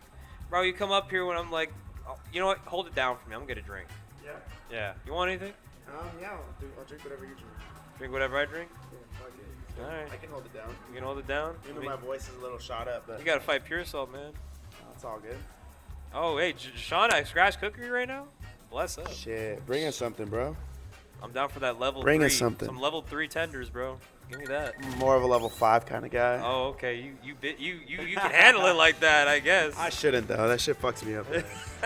I'll Yeah, eat a man. level 5, but then I'll regret it later. You can go ahead and get your little drink. Alright, bro. Hold it down for me. I'm gonna do something. Yeah, and I'll be here. This might be my one time to commentate today, so True. might as well get my reps in. You know. I don't want to spoil, but I might be commentating a really big tournament coming up in San Jose. Yeah, that's how it starts, you know? I'm just trolling. There's no way I get to commentate Genesis. That'd be fucking crazy. And low-key, though, I could TPP my way into it. You guys think I should do it? Commentate Genesis one day? My goal has always been a top 8 Genesis, so once I top 8, I can just retire and I'm a full-time commentator. Bug it. It's fun though. Yeah, we got a losers quarters coming up. I think Ray just kind of 3-0'd Alsoda pretty hard. And again, Nessboy versus Rodney Salt. I always thought it was Rodney Salt, but it's actually Rodney's alt. But yeah, here we go. I've never really seen these guys play before. I know Core and Ness can be a weird matchup where like Ness can't really land and stuff, but at the end of the day, it's like Ness advantage is also really good against Corrin, where it's like Ness struggles to get in, but once Ness gets in, it could be a lot of damage, and Corrin can really find a hard time playing the game. And vice versa for Ness as well versus Corrin and disadvantage. So it just depends who gets that one hit first and who can keep the opponent in the air for longer or at ledge. Really interested to see how these guys play it out though. So far, super even though. Small battlefield, the new PS2, you know. What do you guys think? Oh, I was almost deaf. Do you guys like small more than PS2? I think now, in the later meta, I'm definitely not a PS2 guy. I also like my music counterpicks game 1. There's also a lot of good neutral songs. You know, be like, yo, you want to just pick a Final Fantasy song, and the opponents can be like, yeah, dude, I love Final Fantasy music. Or like Sonic music. Everyone likes Sonic music. Not against Sonic mains though. I don't do that against Sonic mains. Oh, why grab them right out of the pin starter? That was crazy. One thing that players need to be better against Corrin is like when they get pinned, it's like don't be afraid. Like if they pin your shield, you can just react out of shield and hit them before they do the kick. Like don't be scared. They don't deserve all that respect. You shielded the first part, you're good. Let's see how Nessboy lands here. Pin, yep, get away from there. Nice, get back here from Rodney. Definitely understanding that, you know, I can just throw this out. You can't really punish me. And you're dead. Oh man, this song though, banger. They somehow found a way to make like Game & Watch music hype. Who would have thought? That's it. That's a crazy confirm. They can just PK Thunder someone into your up air. It literally sends them right on top of Ness. I've seen one sometimes where Ness on a flat, PK Thunder, up tilt. Up tilt just like connects perfectly. Yeah, I'm really interested to see if Ness was gonna pull any like crazy combos, like what he has on Corrin, you know? Because that's for Corrin, like Corrin's not a boring character at all, but like what you see is what you get, right? You know, you get aerial strings and then you try to frame trap their landings and whatnot. But Nessboy plays Ness in such an interesting way where it's like you kind of think about what you're gonna see, you know? He's definitely the hypest Ness out there. Love to see him do that on the big stage Genesis next month. Nice back air calling out the jump. Dude, when Nessboy has his opponent in the corner, he's so good at like calling out jumps. That's low-key just a Ness thing, but like Nessboy's really good at it also. I mean, you're versus Ness in the corner, like you want to jump, you want to get out of it, but next thing you know, he just hits you with that strong ass bear, and it kills at like 100 at the ledge, and like it's pretty strong, you know. So here we go. He attacked the pin, like be brave. Oh my god, I hate when Corrin, dude. Nessboy's good SDI. He's gotten caught by the F smash twice, and he's gotten out both times. Most players really just get screwed up by that, myself included. It's really good SDI from Nessboy. But Rodney closing up the second stock. Now we're at even stocks, but again, like I said, this match was like who gets that first hit and what's gonna happen here. Ooh, still catching. Wow, frame trapping. Not a true frame trap, but oh my god, Rodney. You are ballsy. Oh my goodness. Counter? Okay. Okay. I thought we were gonna see a counter. That's just me though. Am I too woke? Am I the friend that's too woke? That was super even. Like, Nessboy was literally up 60%, and Ronnie won neutral once, and bam, now we're even.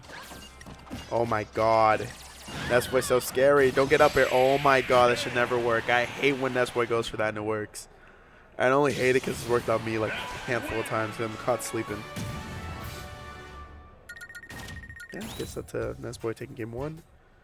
Loki think we're running it back because, you know, that's just how Smash is. We don't think about counter picks, we just go. Up throw up air from Ness in 2025. What is going on? I think I saw Rodney go to Battlefield, so we actually are counter picking, but it's just like we're going from little bro to big bro stage. The same shit, you know? Up tilt. Oh, waited for the air dodge too, but just slightly off on the punish. That's unfortunate because that would have been at least like 50 to 60%, maybe even more. But still, look at that. Wow. Corrin does so much damage early. It's one extension into just 4 to 5 aerials. By the way, Corrin's. Oh, what even just happened there? Rodney with the unfortunate SD. Now, Nessboy. I got a feeling Nessboy's going to run away with this game after that. Rodney might prove me wrong. Get this 2-frame, Rodney? Oh, so close. Oh my god, footstool. Oh, this is death, I think. Oh my god, not getting the fly mag, so, you know, not going to kill there. Still a lot of damage, though. Look at that. Rodney hit Nessboy at ledge. Next thing you know, Nessboy reversal, then now Rodney's at 80. It's kind of crazy how just one interaction can just change everything. Whether that footstool magnet was intentional or not, it's just... Oh my god, Rodney. Another SD. Oh my god. Basically SD, but, you know, trade stock. But you're down to stock, so it's not even worth it. Nessboy was so ready for that recovery, though. You see the way he delayed that PK Thunder all the way low. Nessboy's. You know, he's been here before, right? You know, if you're a Ness main in 2025, you've been edge guarded. You've been hunted down there so hard that, you know, you got to have the counterplay ready. And Nessboy just bouncing off the wall and going super deep and hitting the lowest angle. Love to see it, you know? But yeah, Rodney not even playing bad this game per se, just really unfortunately SDing and then just getting put in a situation where they basically SD'd again, so I wouldn't be surprised. Thank you, Mario. Thank you, Goat. Tropical tequila, man. I don't know if I can handle this. I'm just kidding. Definitely, obviously can. Tap in, bro. It's low-key a banger set. Rodney might take the stock here. Frame trap with the back air. I'm saying, man, Corrin is just so good at frame trap. Oh, there it is. Yep, the first one of the set. Maybe more, many more to come, you know, if this Rodney can push to take this game and extend the set even further than just a 3-0. Oh, yeah, Rodney playing exceptions, and right now, an opportunity to actually take one off. Rodney SD this game at like 20, by the way, like with like at first stock. Oh my god, waiting for the air dodge. Perfect wait. Oh my god, almost hit. That's so scary. Like, if you have a recovery that gets pinned, you just have to pray they don't hit. Don't hit the pin. It's so terrifying. Oh, it's going to be it. He got the back air. Wow, I'm surprised. I'm surprised I connected. No, Rodney, you're trolling. Why? He tried to counter it. Just pin. That's what happened the second He tried to parry it. Oh my god, Rodney, you troll. Why are you doing that? It happens to the best of us, man. I just can't believe it, man. Like, you know, it's so tempting to just throw out your counter on Nessboy, but then, like, if the little tidbit of PK Thunder actually hits you, like... Oh, yeah. I mean, the tail is so... It's so commanding, you know? Like, you get hit by it, it's like, oh, well, there goes my edge guard. Right? It's like, okay, well, my fault for trying to guess right. But, like, Ness low-key needs it, though. Imagine Ness didn't have that cover. People just for free just go off stage. Is it sitting duck? Is that a saying? Yeah. Sitting duck. But yeah, running it back as he should, you know, SD'd early, had the comeback. Just unfortunately, technically died 3 times. 3 foolish deaths that game. Sometimes you just die like a hamster once in a while. Good DA in on the PK flash.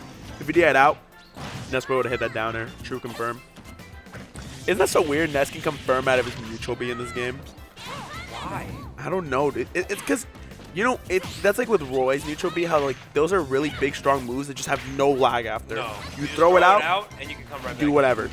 It's just so it's an interesting choice. I don't know why they chose to do that, but to be fair, like nothing in this game has freaking lag, except for Palutena smash attacks. But it's all good. Maybe next game that won't happen. Yeah, dude, like who plays that trash? I don't care. Oh, footstool. Okay. DIing in. You're gonna get hit by a combo. Nair bear. Let's see. Okay. Oh, wait. Edge going with the tail. Oh, he, what? Nah. He buffered air dodge. He had it. Nessboy was cooking a little too hard there, but I love the confidence, you know? Yeah. And think about Nessboy, he would do that even if he was down 2-0. My man's is flaring with confidence 24/7. He's got another opportunity to seal the deal on the stock right now. Gets the back air call out on the jump ledge. It's very unfortunate because, like, Rodney's been playing good all set, but, like, he just hasn't been living. Like, he's been getting called out in these percents where, like, it's going to kill perfectly. And look, like, every time Rodney dies, just comes back. That's it. Oh, no that's a back air. That air. has to be a back air. Do you hit this, though? Nope. You do not hit. Oh, okay. Oh. Okay, he's fine, though. He's going to reset the situation on a down throw.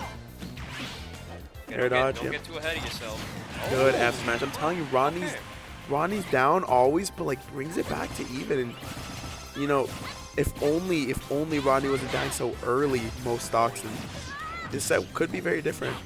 Okay, well, last stock once more. Let's see if Rodney can try and bring this back percentage-wise. Yeah. But, I mean, if Nessboy's been able to get away with it twice, the third time may not be too Oh my.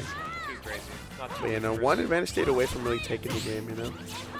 Trying to find a speed Oh, reverse. good grab for Nessboy. I haven't seen one of those all set, so it's really. Oh my Whoa. god. Does a jump. The tail. Oh, nice stun.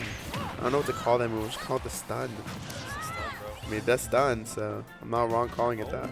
Oh my god. Oh! Accidentally ran off stage. Maybe wanted to charge an F smash, like run the ledge. Oh, that's Yeah, it. that's Yep. Can't just land on. Oh, still alive.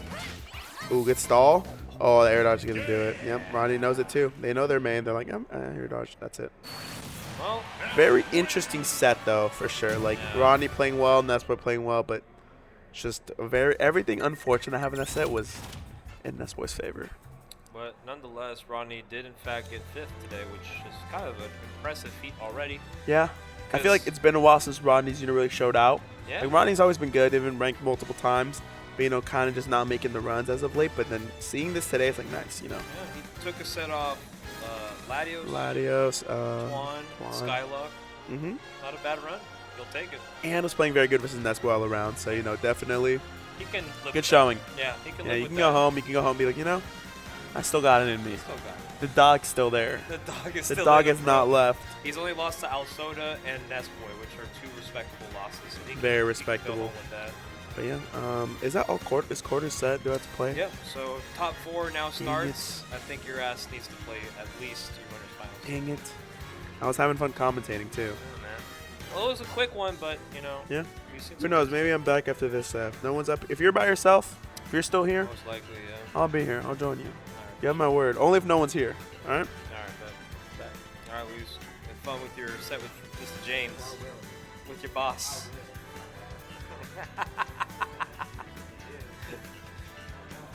That's go. That's the Pexter, bro.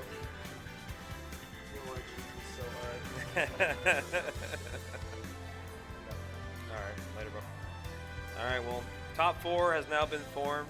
We got winners finals with Louis Money versus Puresalt. Followed by losers semis. Ray Nessboy. The run back from winners quarters. Like, it's been a tournament. It's actually just been a very crazy tournament today. Like, a lot of good players just fell short. Some of the bracket draws that some people got were just unfortunate. Got Sputnik back on the mic here for top 4. All right. Luis takes his leave to participate in winners finals. Willingly. Yeah. He's going to face Puresalt. So battle of the big bodies here. Yeah, he's going to definitely go some Rob against Puresalt here. And, you know, Puresalt is super down for this. I mean, it's funny because we made a joke before bracket started. Because the auto-seeder said Puresalt was going to play Leeson quarters. And Puresalt was like, oh, I'm down. I don't care. I could play him round 1 if you want me to. Yeah, really, Yeah. really mess up losers let's for. really screw up everyone's day. But I mean, we're here to play, and the night is starting to get settled in now, as the background is now more apparent. Yes. I know earlier today I was sitting up here, and the glare from the sun was making my head look like the LeBron meme. My sunshine, my only sunshine. I was just like, you could barely see me. But now we got some visibility up here in the window panes. But yeah, we got some good old Puresalt. I'm happy to have Puresalt back in Guild. He's been, you know, taking care of some personal needs, and I'm glad he found the time to come out today on a nice Saturday to remind us why we're so afraid of Donkey Kong. Yeah. Here we go. All right. So we got Rob versus the Monkey. Two very different big body characters. You know, Rob, obviously a better character, right? Has a lot more tools at his disposal. In neutral, he can use to pressure from range. And that's so helpful versus Donkey Kong, because you do not want to get anywhere near this monkey. But something that makes Puresalt as good as he is he's really good at zone breaking with this character. He knows how to use Donkey Kong's mobility to get past characters who are trying to box him out. Now, of course, Luis does not have to play that game. Right? He obviously, his fundamentals are more than good enough to box with Puresalt, but you got to be careful, you know, and you're not going to be able to rely on this chippy stuff in neutral as much versus somebody of Puresalt's caliber.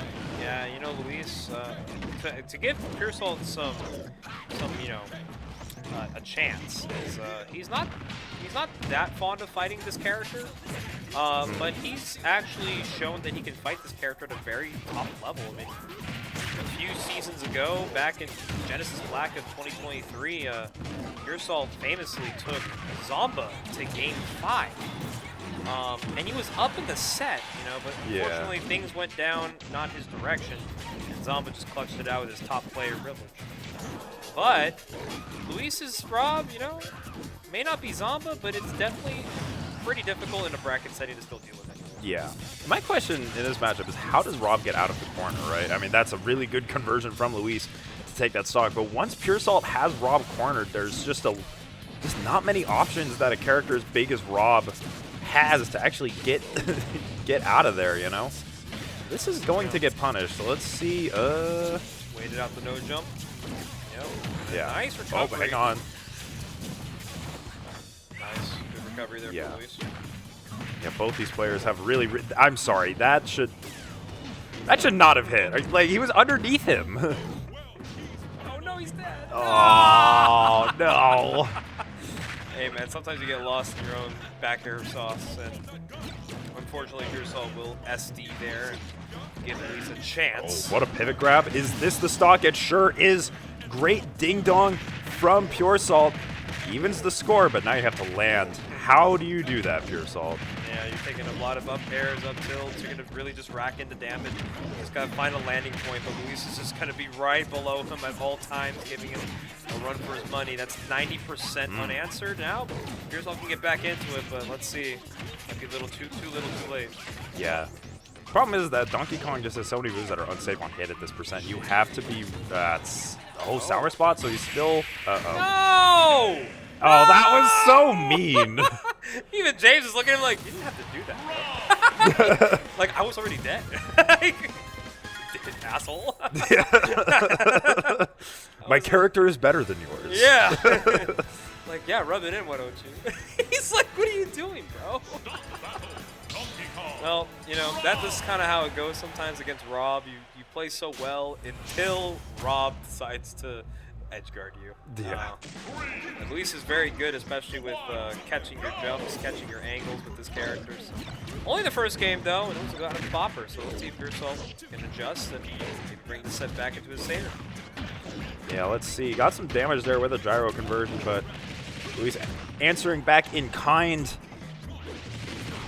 It's such good coverage, no jump either, so you have to imagine he's not coming back. Yeah, that might be it. Oh, You can just do this all day. this is brutal, man. This is actually... So you know the high school bully? Yeah, this is him. Yeah. He just stood there and said, "Do it again." Oh my god. This is the thing with heavies. You know, the disadvantage at this stage in Ultimate is so abusable.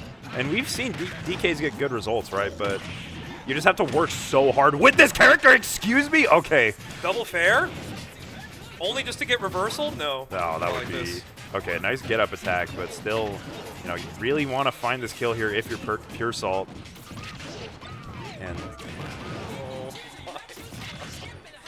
yeah, and Come now, on, man. What do you do? Oh. Can we please play the video game? I'm tired of this. He's head popping to forward tilt. I hate this guy. Oh my god, man. Not Okay, there you man. go. Just throws him into the blast zone for good measure. Do not deserve life. Yeah. Like, Oh my. oh my god. What? So listen, Luis is just having too much fun. No. Get him, Puresalt. Get his ass. this is. So the thing with heavies, right? And I say this as somebody who plays a super heavy. You get used to taking a lot of damage after neutral exchanges, right? Yeah. Like you don't necessarily mind getting juggles for 70 because that's what it takes. This is the problem when you're off stage because okay. The problem is when you're off stage you can't do anything versus a lot of characters. This is just some grade A bullying, dude. Like there was so many times he could have just forward smashed and he just forward killed. So I'm like, okay, man, like let's just. Yeah. And you know what, the funnier part too is that if you really think about it in the grand scheme of it all, Luis is doing this to his boss. Imagine you did this to your own boss. Like you went up to your boss and said, I'm gonna make you look like a fool. And then you know, at this point, It's the only profession. I wouldn't blame Puresalt after this set. He said, you know what, you're covered. Uh-oh. Well, Oh well, Luis cut his stock from the game. I think he just went too low there, to be honest. I don't even think Luis had to do anything. So Puresalt, but you know, he's got some damage on Luis. Let's see what he can do. You know, we're on small battlefield, got the gyro in hand. I bet you Donkey Kong could get some crazy stuff with the gyro.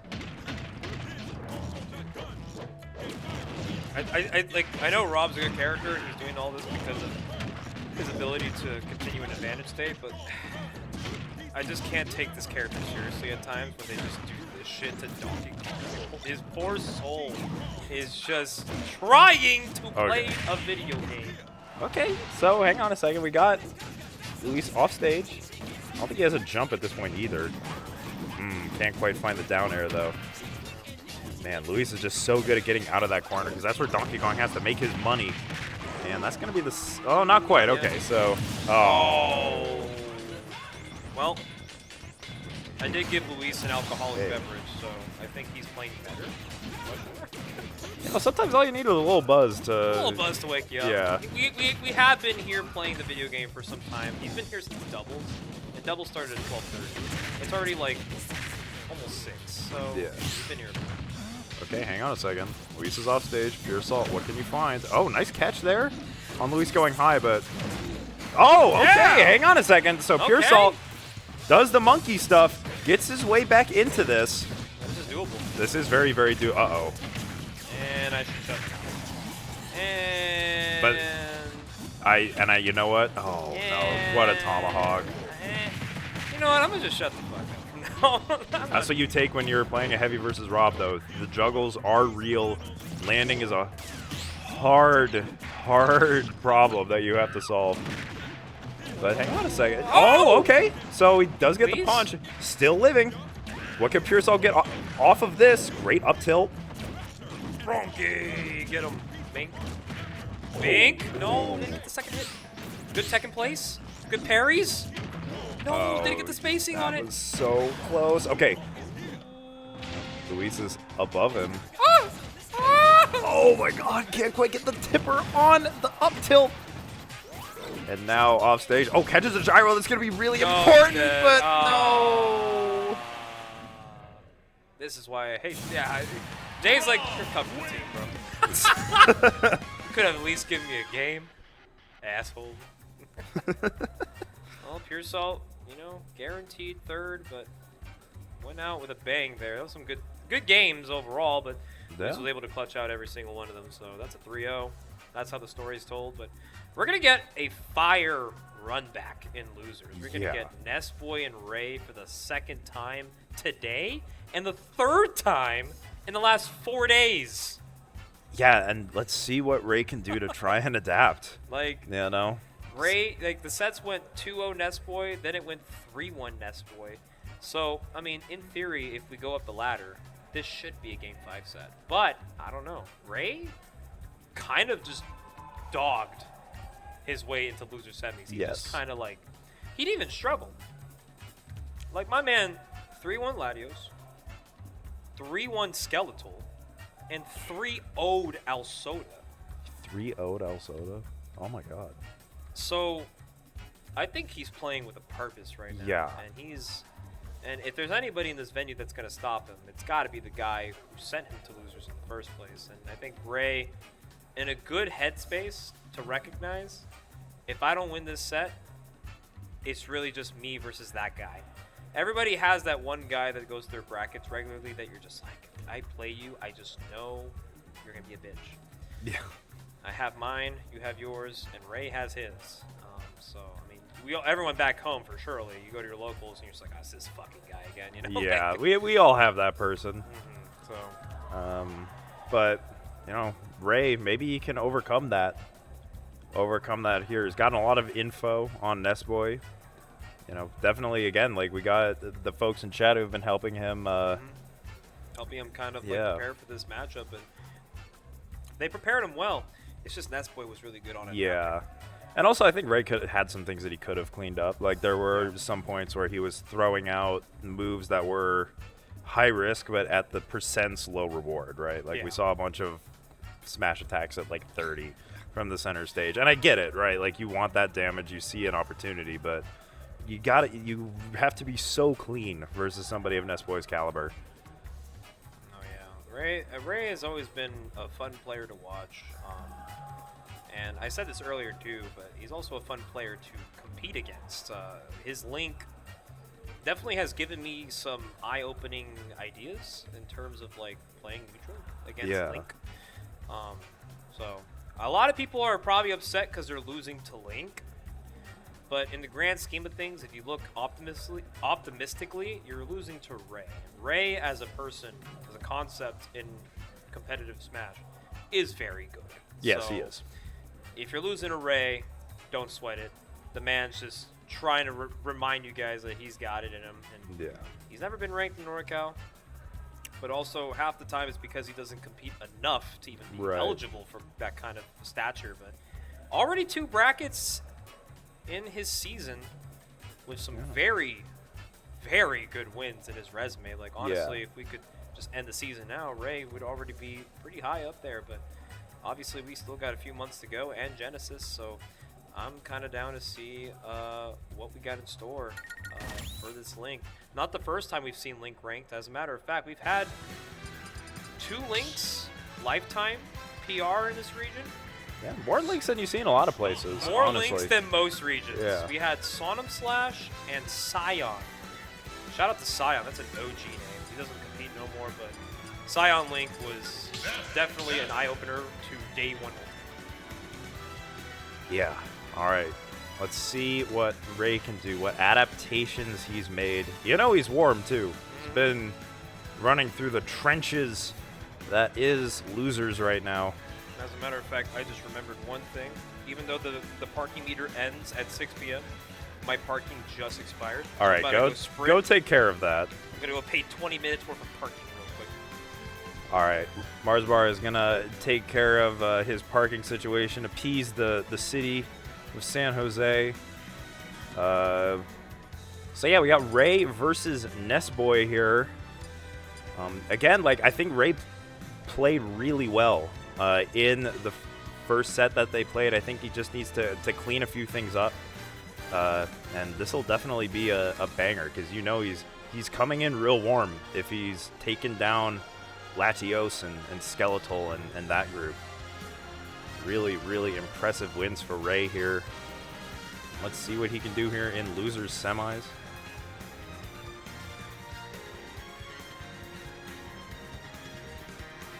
Yeah. We do, yeah. We have a lot of really flashy links because the links are like they're not just good fundamental players. They can be really, really flashy as well. And I think Link does have actually quite a bit of potential once people fully optimize the all the cool item stuff that he can do, along with, you know, his normals are quite good as well in a lot of cases. They're weird, but you know, there's a lot of utility that comes out of this character. But here we go. We are coming into game 1, Nessboy versus Ray. We're back on PS2. Let's see what Ray can do here. See if he can rewrite the script. Yeah, you see that uppy got a little over aggressive with moves like that last time. So, okay. Well, you know what? You got to shake those off. You do got to shake those off. That is unfortunate, but it's a best of 5. That's only the first stock. Ray has to stay locked in, even in spite of that, but Nessboy pushing the advantage. Already has Ray off stage and is going to convert off of that PK Thunder. This game is looking very, very solid for Nessboy right now. Continuing to press that advantage and finds the Nair as well. Off screen goes Ray. Is so good. Yeah, really, really unfortunate way to start it, but you know what? That's the way it goes sometimes. And it is a 5-game set, so Ray's going to use this to gather some information, and this game is far from over. He's not out of this yet. But Nessboy has Ray off stage once again, and it's not looking so great here in game 1, but it's only game 1 of a best of 5, so. It's true.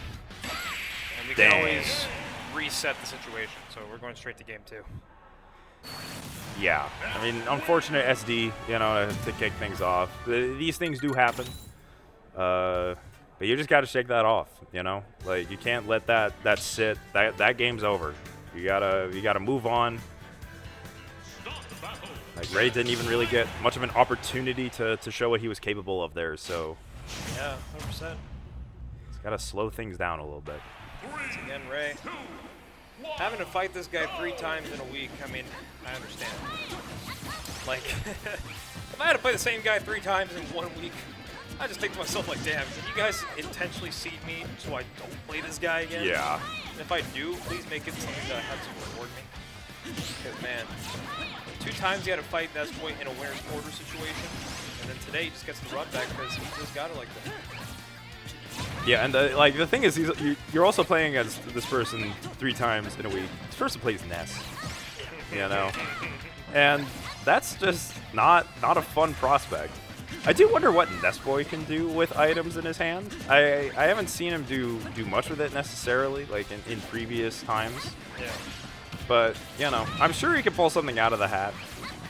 A little better neutral from Ray the second game around. Doesn't get the reverse up B and able to reset the recovery.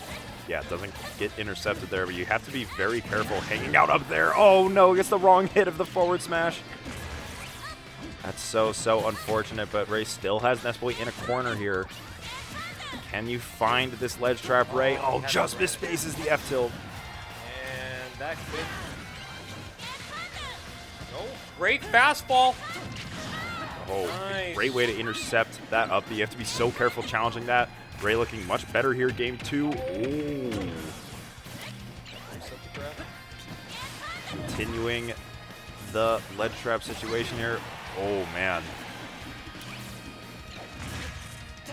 What a tech. Oh, no, but got stuck under PS2.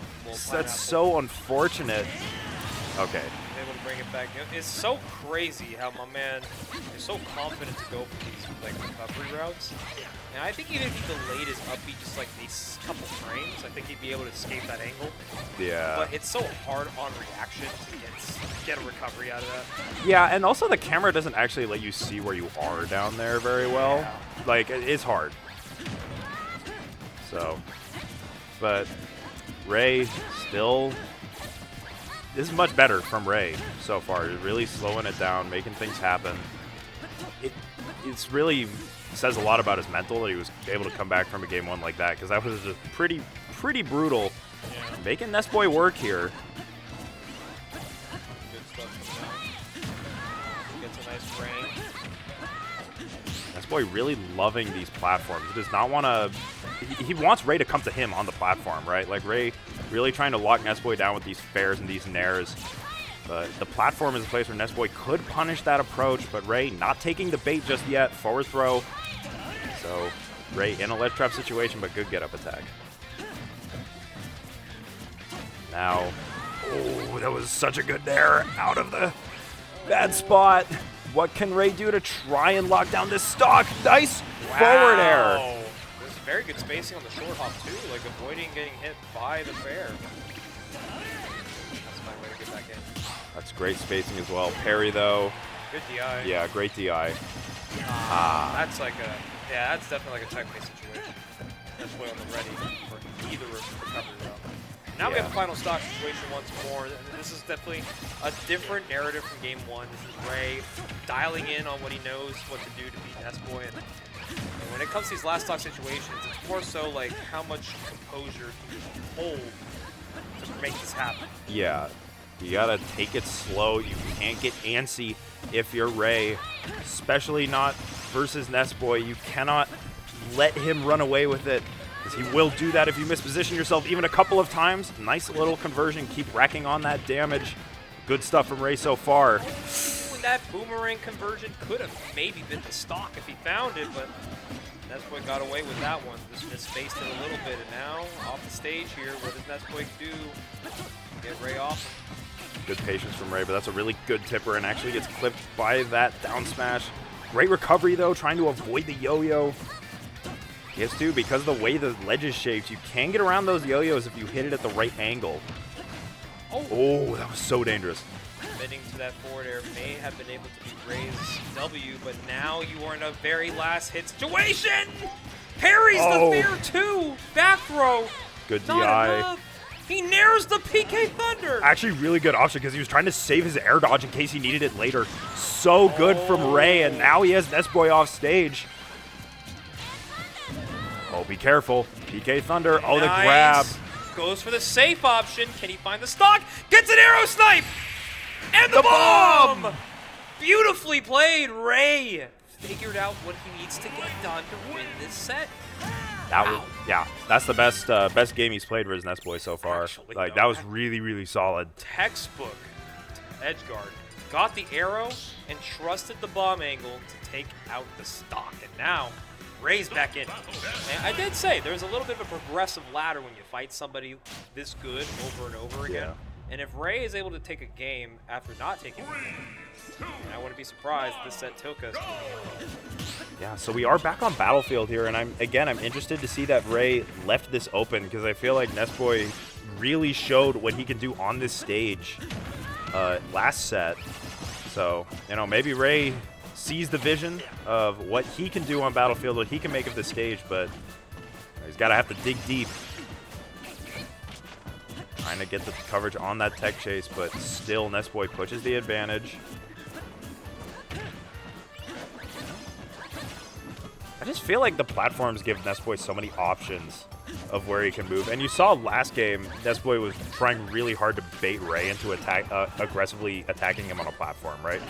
And Battlefield gives you even more opportunities to do that, and it gives Ness more opportunities to get out of disadvantage. Now, of course, Ray has that same thing too, right? And Link's disadvantage, not especially great, but you're just giving Nessboy more opportunities to move around the stage. I just don't think that's a winning strategy necessarily, but let's see what Ray can do with this.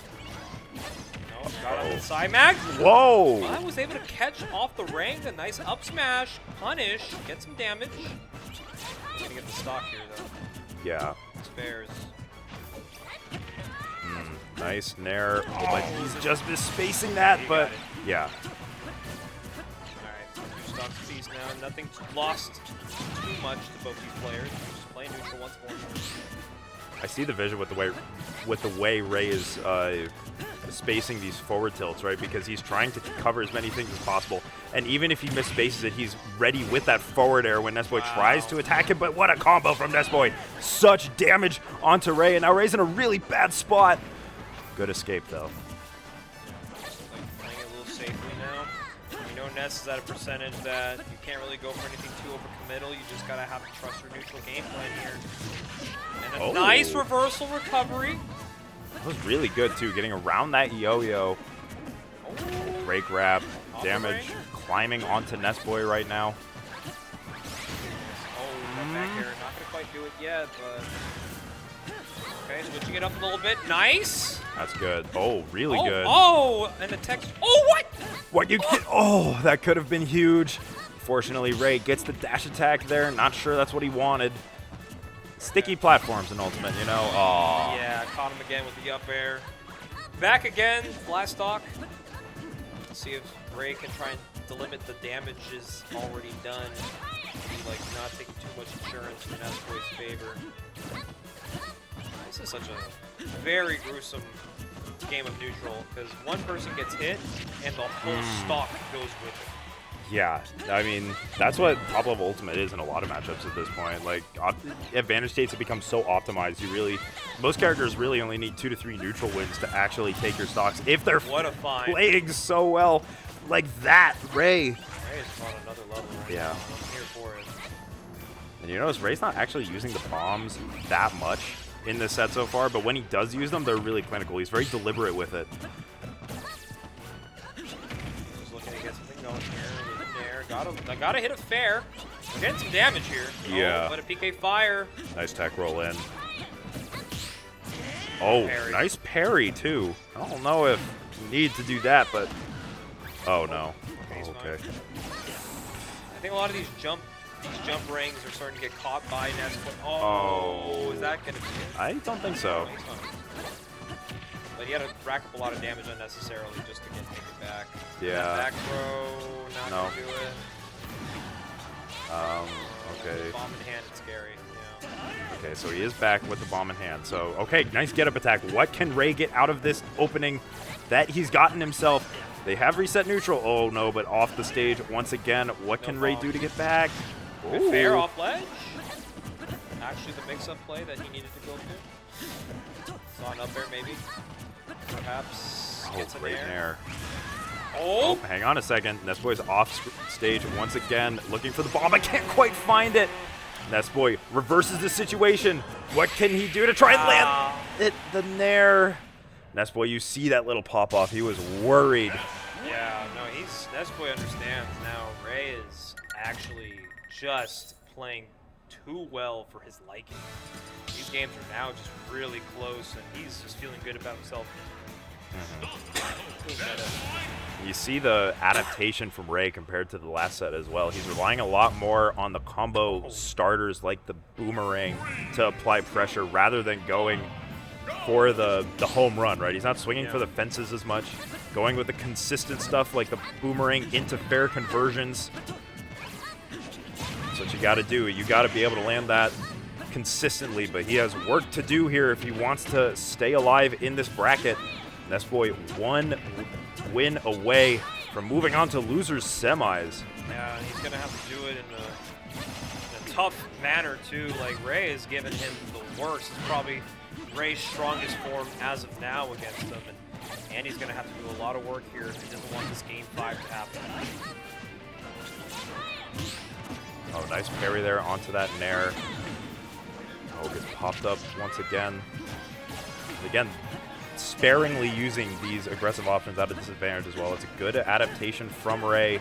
Just got to be so careful, but Nessboy, okay, nice conversion, but not quite going to take the stock. Oh, it's a good idea, but can't quite use it to take the stock. Nessboy. Oh, wow. Tech. Oh, nice. Okay. Good weight on the roll. Bomb will surely seal the stock at this point. Oh no, but not quite. Gonna get it, but the nair. Got the strong nair to actually solidify the stock. And now Ray's gonna look for a little bit of insurance, but no bomb yet. You have to have such confidence in yourself to go for that. Because you miss one tech, you know? And that's the stock. You can Yeah. away from yourself. Oh, On gets the the trip! Oh! Didn't read the option, though, on the get-up. But he does still maintain a slight lead. Not until Nessboy. He brings it back here. Oh, wow. What a Jeez. drag down conversion. 67. Okay, a little bit of damage coming Ray's way, but Nessboy putting together a pretty good stock here. Oh, and he waits for the air dodge as well. Really good stuff. Can Ray get back through this yo-yo? What a drift. What a recovery. Nice double ring into the arrow. Really was looking for that option kill. Some damage there. You take that damage, though. Oh, great shield. That was very, very scary for Ray. Double ring, not there in time. He gets the bomb recovery. Nessboy find it. He does in fact do it. And now Ray in a last stock situation. And listen, man, I love a good performance from a player, but it does dishearten the folks when it's the same player sending him out of the bracket twice. Yeah. So Ray looking to make sure that doesn't happen. He has the ability to make it happen. And it's a last stock game 4, and Ray leaning back, understanding this is very doable. Yeah, but he has to dig deep. Boomerang. I don't know if he was trying to go that direction, but okay, the damage is climbing. Great air dodge as well. Ray using his defensive options well, and you see how careful he's being. He knows what Nessboy could do if he wins neutral even once. Yeah, this is like the scariest thing. If you lose neutral once against Nessboy, he will make you pay in a big dividend right now. Every time he whiffs a fair at close range, you know his heart drops, but Ray trying to dig deep. Nessboy has not gotten anything big yet this stock. Oh, no. Prematurely. This is an opportunity for Nessboy. He's got him off the stage. The PK Thunder brings him back. But Oh, great option out of disadvantage. I don't think Nessboy was ready for it. He's been so ready for it before. The ledge trap. we got a game 5! I told you, it's a ladder! We progressively work through the chains that hold you together! And Ray forces game 5! The clutchest thing he could have done there. He had to turn that into a kill, and Ray finds a way to get to game 5. Oh my goodness, and the craziest part is that I was hoping for game 5. We're getting game 5, and now it's up to Ray. Can he make the podium at the Gauntlet? The 10 seed, the Link main, the man on a mission. Back on PS2 for game 5.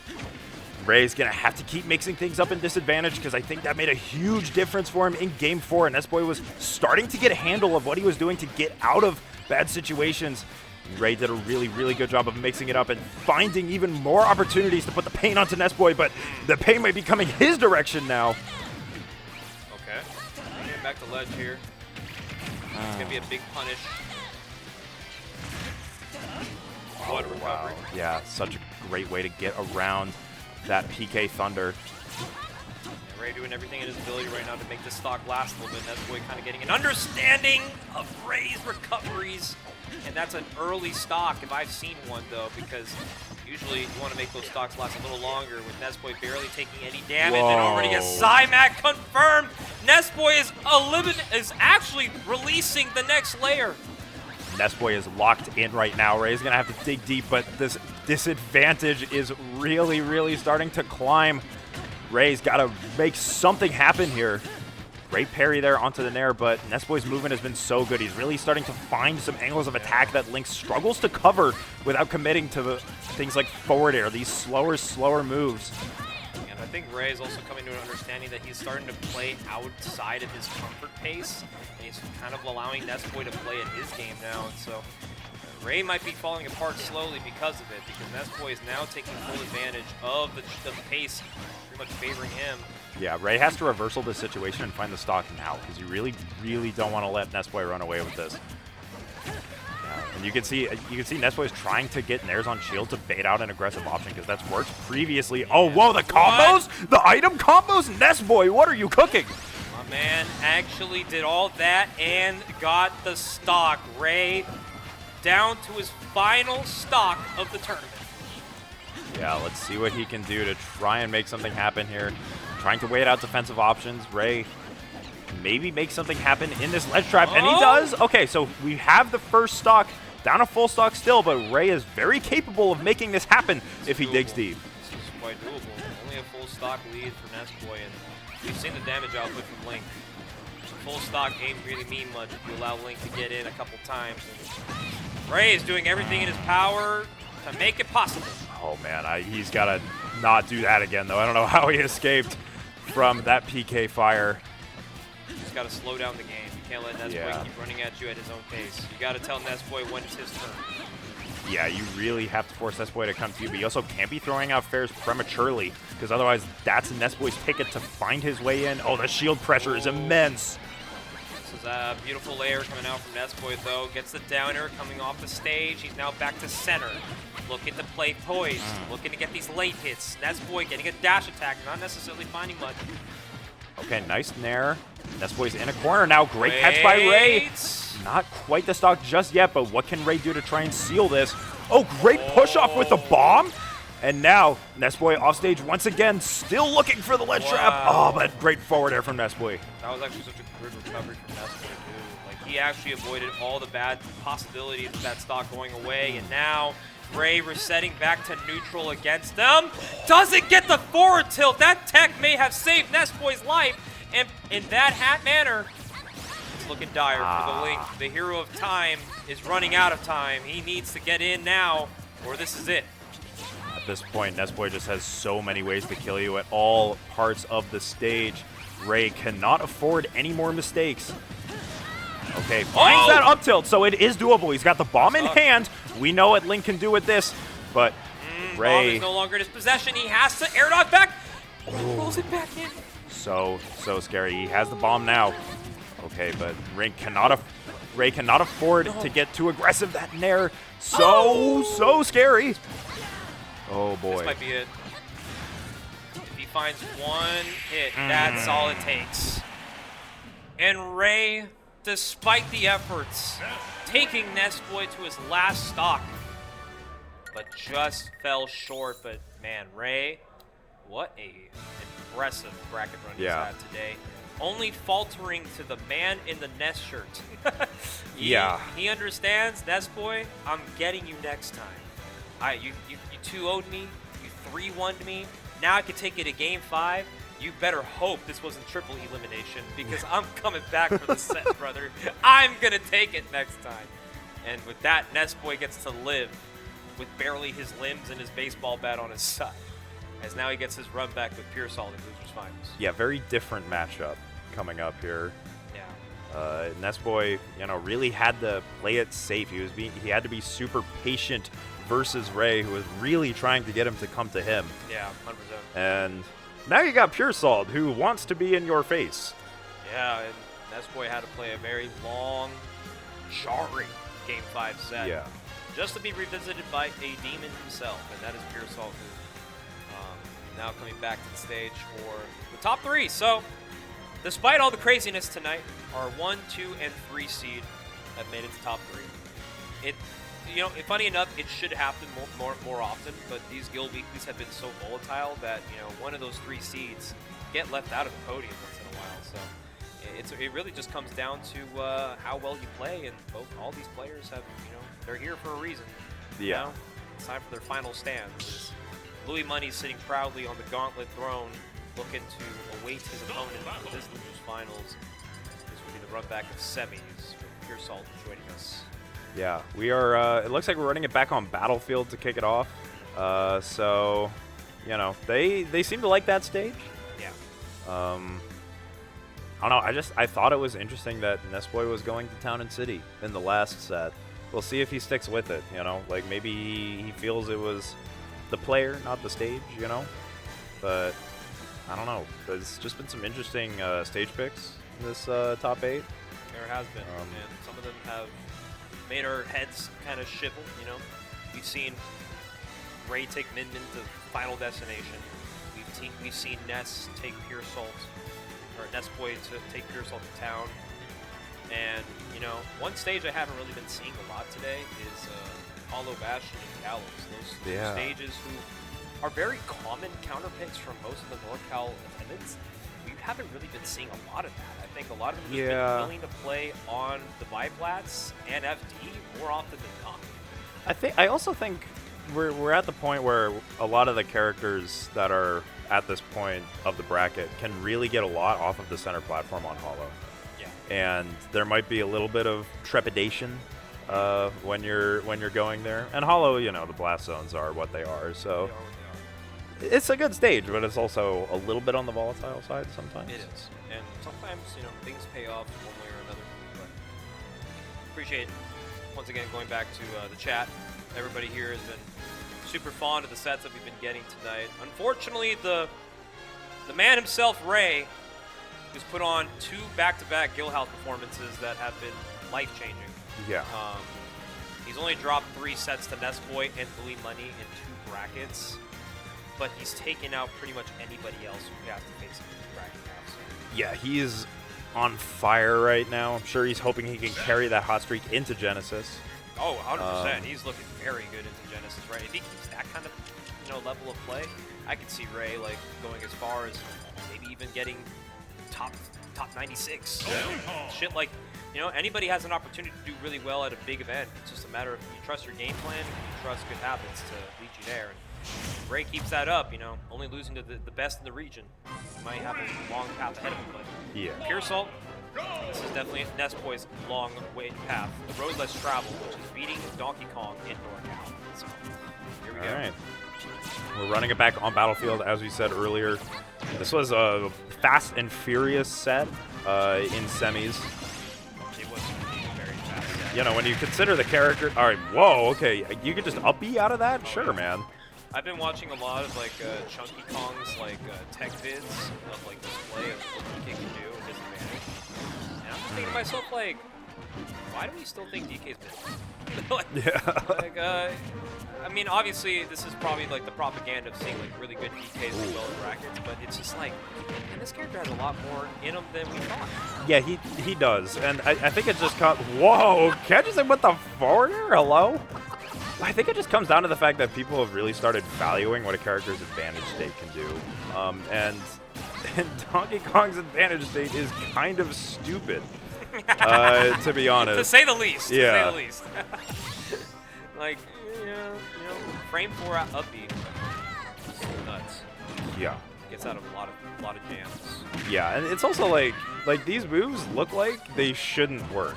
No. I gotta be like Puresalt uses headbutt in crazy spots. He uses headbutt to get out of tech chase situations. Most people would use an aerial, which is who thinks of doing that?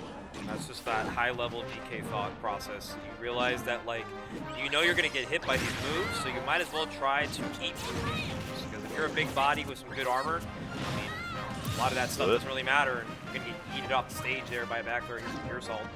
And it's like the prophecy stated, Donkey Kong is a menace. 59% off 4 hits. Almost a stock if that was true. Yeah, oh yeah, he's hunting for this stock right here, and he's gonna get it. On Battlefield at 80% for Dub Smash. I thought DK's broken, man. That's game 1. It's another bracket demon that Nessboy has also, been dealing with. Earlier we talked about how the set record is Puresalt favored, despite what the resumes and the paperwork says. And now after today, this is their now 6th set lifetime, and Puresalt's still holding the 4-1 favor. So he's looking to push that even further. Oh, ooh, Town and City. Or Smashville, excuse me. Yeah, this is... Okay, so we were talking about how we weren't really seeing much of the hollow Smashville choices. Finally getting a piece of that. We are now at the stage of bracket where I just want to hit you. Yeah, no, we're just boxing at this point. We are just I mean, Smashville's a great stage. You're in your face, you get hit once, you're in a ledge trap situation. You know what I'm saying? Nessboy also racking up some really good early damage here. Not that it really matters in a match against DK, but just being able to really dictate the pace of this game is everything. Great ledge trap there from Nessboy. This is looking much, much better so far, and he finds that yo-yo. Really, really good catch. Nessboy has a lead to play with. What can he do with it? You want to get as much extra credit here as possible, because Puresalt can make your stocks go by the wayside so quickly, especially on a stage like Smashville. So, Oh, and catches the PK recovery. Dying a back here at 79 is nuts. Yeah. And Ness is not a light character either, right? Oh. Okay, good to hold shield there. Yeah. Don't get much off of the down B. Interesting. Go trying to find the down air there, but nothing doing and still poking and prodding here is Nessboy. Okay.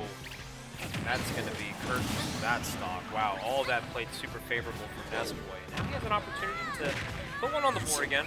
Yeah, the second forward air was totally coming there. Oh, just gets around. Good heavens. Okay. Oh, good heavens. Oh, that was a grab. I'm nervous. Yeah, this is like Nessboy considers this even right now, and that's why. Oh, man, it just finds it. Puresalt. You just die so early to good DKs. They have so many different ways to take your stocks at such early percents, no matter where you are on the stage. And Puresalt showing what this character can do. Super sketchy situation. He wanted to end it on his own terms, I guess. Yeah. Ooh. Lane hit bear. Look at the two-frame. Not going to matter, though, because Oh you my buffered God. a button.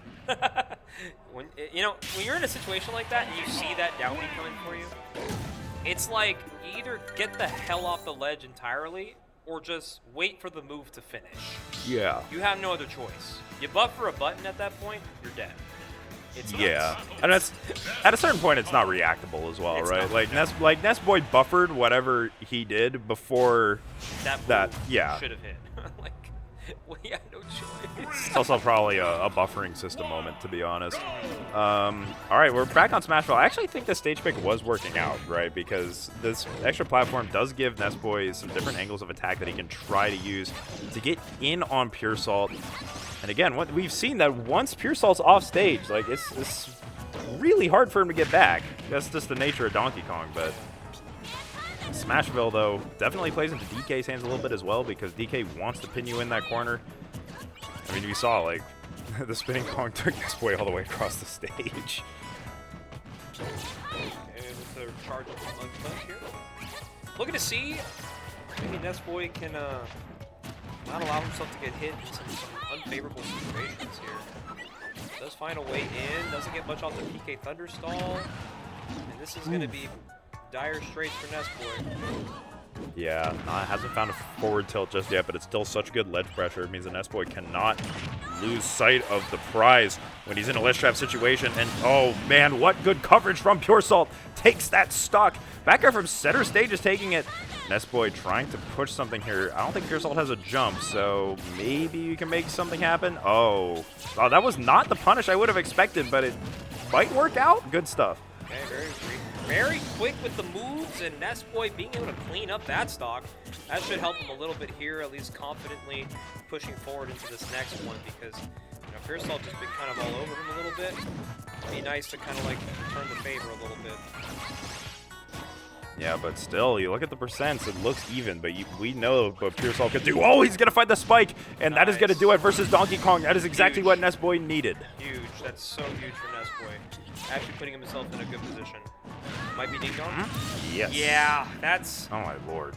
a trade-off is a trade-off indeed, and now we're playing one stock last. You got to beat DK when he's moving like this. And you're getting up aired 4 times.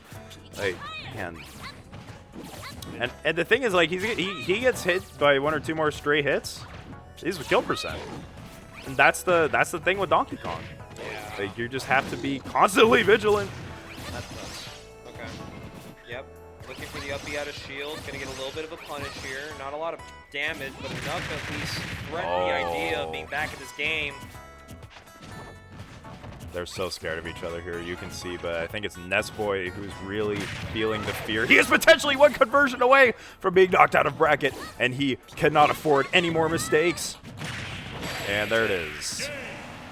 And no matter what, Puresalt finds a way. And that is a 3-0 for Puresalt. He is making quick work of Nessboy. And even Nessboy's like, man, I'm struggling against you, man. Why are you so quick with the reactions? A man who's been playing not professional, but has been playing competitive Smash for as long as Puresalt has, dating back to like Melee Brawl. You know what I'm saying? This guy knows a lot of tech. And he knows what it means to master such tech. So he's like, it's not the character most of the time. Most of the time it might be the character, But a lot of the time, it's how does the player make the character enough? You know, we talk about Yeah. DK being mid tier, but we all like, oh, but DK's broken. Like, well, yeah, but in the right hands, he's Puresalt, he's Chunky Kong, he's literally every high-level DK you've ever known. Yeah, He's Hikaru. there's a lot of good DKs around. Rakakusu. Yeah. Like, there's some really good DKs these days. Speaking of broken characters, Rob. yep, it's time for some Robert the Robot action. We're gonna get some Brawl music. And James is bumping his head. He's happy. The good old days. It's like, why can't we come back to those days? Yeah. Now we got Steve and Kazuya's. Let me go back to the time when Meta Knight was a banned character. Oh, but yeah, all the way back. I want to remember that happened then. But we're in Grands, guys. The Guild Gauntlet down to 2. Whoa. Yeah, so you got Luis versus Puresalt, who's put together a great run here. No, he was Seed 2, but, you know, it's always impressive when you see DKs doing this. But got to dig deep versus Luis, and how do you land? Makes you think, right, about how Puresalt's just like, I've played this game in a long What? time. How are you guys seeding me so high? It's like, well, you kind of just do stuff like that. Because you're just that guy. Just that guy. Come back to Guild for the first time in months. You're already in Grants. I will say though, the Luis Rob is about as good as I've ever seen it today. Oh yeah. Like this, like we've seen great stuff from Luis's Rob, but this is on another level. You know, and the cool thing too is just because Luis has actually taken the time to grind matchups with Rob. He's not playing the game to play the game. He's almost like in a character renaissance where he just learned to pick up the game for the first time. Hey? How did that not kill Rob?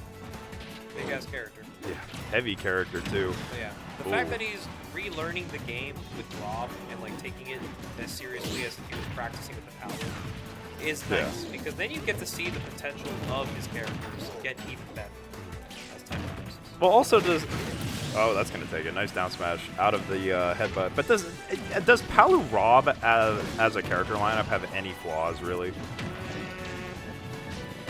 Like matchup spread wise, I don't think. Matchup spread wise, I mean there might be like a few. I mean meta relevant characters. I would say like the Rob is also mainly to deal with Steve. Right. I'm gonna say that right now because obviously Steve might go even with Rob. It might be an even matchup. We don't really know if Steve has a real losing matchup. Let's be fair. I do buy that some of the sorties have a winning matchup versus Steve. I don't know if Rob has an even matchup with Steve, but it's certainly not like that bad. You know what I'm saying? Yeah, and it could be like slightly losing for Rob, but I also just think that like, well, it's better than playing the character that you're now losing a lot with, which is Palu. Palu used to be like a strong threat against Steve, but Steve just learned how to fight that matchup, and now, lo and behold, the Palu is no longer like a threat. Yeah, that's it. But the Rob is a threat, regardless of what matchup he's got. That's a stock for Rob. Now Luis, few games away from wrapping up the evening extravaganza of the Guildhouse on a Saturday. Yeah.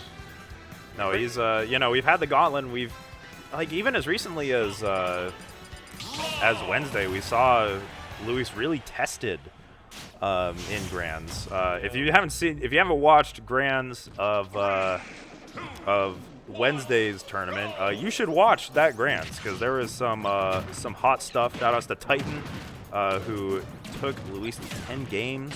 Oh, dude, that was an amazing performance from Titan. Also, I also just like to watch like the general spread of NorCal just do really well into Luis. Yeah. Because beforehand we used to just make the joke. It's like, all right, poor Soul is gonna get 3-0, 3-1 at best against Luis.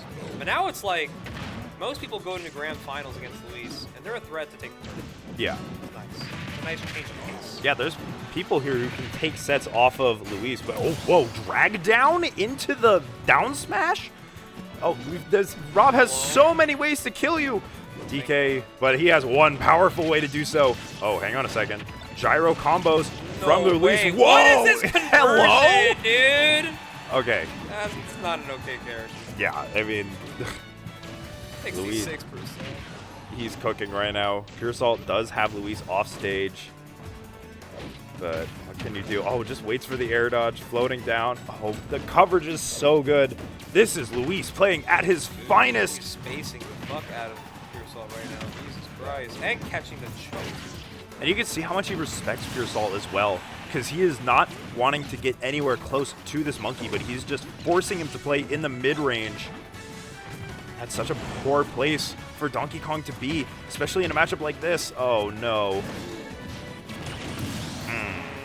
I'm sorry, that should not have. That spiked. Rob is... Rob down there shouldn't have that much time to spike. I think it spikes for 7 frames. That's 6 frames too long, or 5 frames too long. That's 7 frames too long, man. That should just be a spike. Yeah. But it is. Fuck. Alright, well, last stock once again for Puresalt. Luis is out here just doing training routes at the corner. Now, catches him with the spinning Kong, so Luis is... Oh, great weight, but no, the spot dodge. Massive damage. Yeah. Oh, great fuck. pivot grab, and that should be it. No! Oh, a little bit too much rage, a little high percent. Oh. I think that could be And be it. no jump. No jump. Oh, okay, high recovery. Don't see Luis drop those too often. What can Puresalt make of this? Hey, hello. Okay. Oh, no. That move is just far too easy to DI, but he does get clipped by the forward tilt. Puresalt not out of this yet. Dude, he got stuck on the ledge. He tried to run off, or he tried to to do like a run off ledge grab. And I take responsibility for that one. You're cursing Marmans, dude. Ugh. He's trying his best, man. Well, 2-0 lead for Luis. I mean, I'd like to see more games, but the pace that Luis is playing at, it's hard to really reach that type of level. Yeah. I think he just wants to wrap it up. Luis has had some kind of decisive sets today. I don't think I've seen anyone today really give him really much of a hard time. Yeah, I mean, I'm telling you, I have not seen Luis's Rob look this clinical, honestly, ever. Like, if this is Luis warming up the Rob for Genesis, he's probably feeling pretty good about it, I gotta say. Yeah, I think if I'm not mistaken, Luis is, if he does win the tournament here, he will have won this Guildhouse with solo Rob, not dropping a game. Yeah. I think this is a perfect run so far. Well, it's not over yet. Puresalt's still yet. here. See what he can do to bring this back. It's the Clank, and now Louis Money is above him, but great weight as well. Dodging around that neutral air. This is good stuff from Puresalt so far, but you really got to find this kill. No, great weight. Luis just waiting out those down airs, but great spinning Kong out of the corner. Recovery. A little bit. Oh, Okay. the get up, that will do it. Just gets thrown off stage, so Puresalt has a lead to play with, really for the first time here. Let's see what he can do with it. Hey. Alright, he got the stock there. And what Luis is doing with the gyro, you can tell he's been really working on gyro combos as well, because, you know, I've talked about it before. Previously, we haven't seen Luis use the gyro for, like, super high-value confirms before. And today, we have really seen a lot of that. Even if it's not the 0 to death routes, you know, like, he's still getting a lot off of it. Great drift from Puresalt. Oh, good heads up from Puresalt to not get hit by that up smash. Whoa, why? Why can Rob do that? Oh, Okay. thank God. Puresalt killed him now. Oh, man. Like, how do you, like, is it even worth down airing, honestly, in this matchup? Because I feel like Luis has so many different ways to mix up his route on stage. I mean, it's worth a shot, you know. If it's an active hitbox, that could hit him, but if it doesn't, it's not that what's it called, high risk. Yeah. Oh, and the gyro just eats through the spinning Kong, and Puresalt potentially on his tournament stock, and Luis looking to actually get the perfect run here at the Gauntlet. And it's only a matter of time. Time is no longer in your favor. It's now a matter of when Luis wants to go home. And as a matter of fact, by the way this third and final stock from Puresalt is looking. Oh, what? Oh, no jump either. I think we're just ready to call it a weekend. Oh, he didn't have a gyro, but he had enough time. And that will Dang. be the tournament. So Louis Money is your Guild Gauntlet 2 champion from Winners. And if I'm not mistaken, all Rob, no games dropped. Clinical stuff from Luis. Again, like, that's about as good as I've ever seen him play Rob. And that's saying a lot because it's a really good Rob. Yeah, he actually went through the gauntlet today. Yeah, no games dropped at all. I'm looking at the brackets, just a bunch of 2-0s and 3-0s all across the board, dude. So Yeah. I think it's safe to say Rob is looking a lot more ready for Genesis. It is looking ready for Genesis. Yeah. He is prepared for the big one. He's prepared for the big one. And speaking of the big one, if you haven't registered for Genesis and you're thinking about maybe coming out to Smash's pretty much premium, if not iconic, tournament series of Genesis, registration is still open for late reg. Slide in. You got a few weeks still to, get yourself into the action. We got so many games coming out. It's actually like an FGC Palooza if you really think about it. Outside of the usuals, you got Ultimate, Melee, Rivals 2, Street Fighter 6, Guilty Gear, Grand Blue, and there's like 30 games. It's There's just so much. a game palooza, honestly. Like, they it's- got yeah. Splatoon there. Yeah. Like, I walked by like Dance Dance Revolution or something. Yeah. Like last year. Like, It's not too late, guys, to go to Genesis. So if you even want to just show up as a spectator passes are also available. You don't have to play in the bracket, but it's an event that if you're in NorCal and you happen to be in the area that weekend, we highly suggest you come check it out. yes. And besides that, I think that's going to do it for Ultimate Singles. I don't know if we have our top 8. We could talk about our top 8. Yeah, we actually. can. Our top 8 was Skeletal and Skylock for 7th, Alsoda and Rodney Zalt for 5th. Ray, an insane performance, beating Twan, Latios, Skeletal. and Skeletal, and Alsoda. Insane. Yeah, That's a lot of good that's- wins. That's the run of the tournament right there. I think run of the tournament outside of Luis's no-hitter, I think Ray's tournament run, literally, if anything, that is a confidence booster for a man who's looking to get his games up. So Yeah. good on him.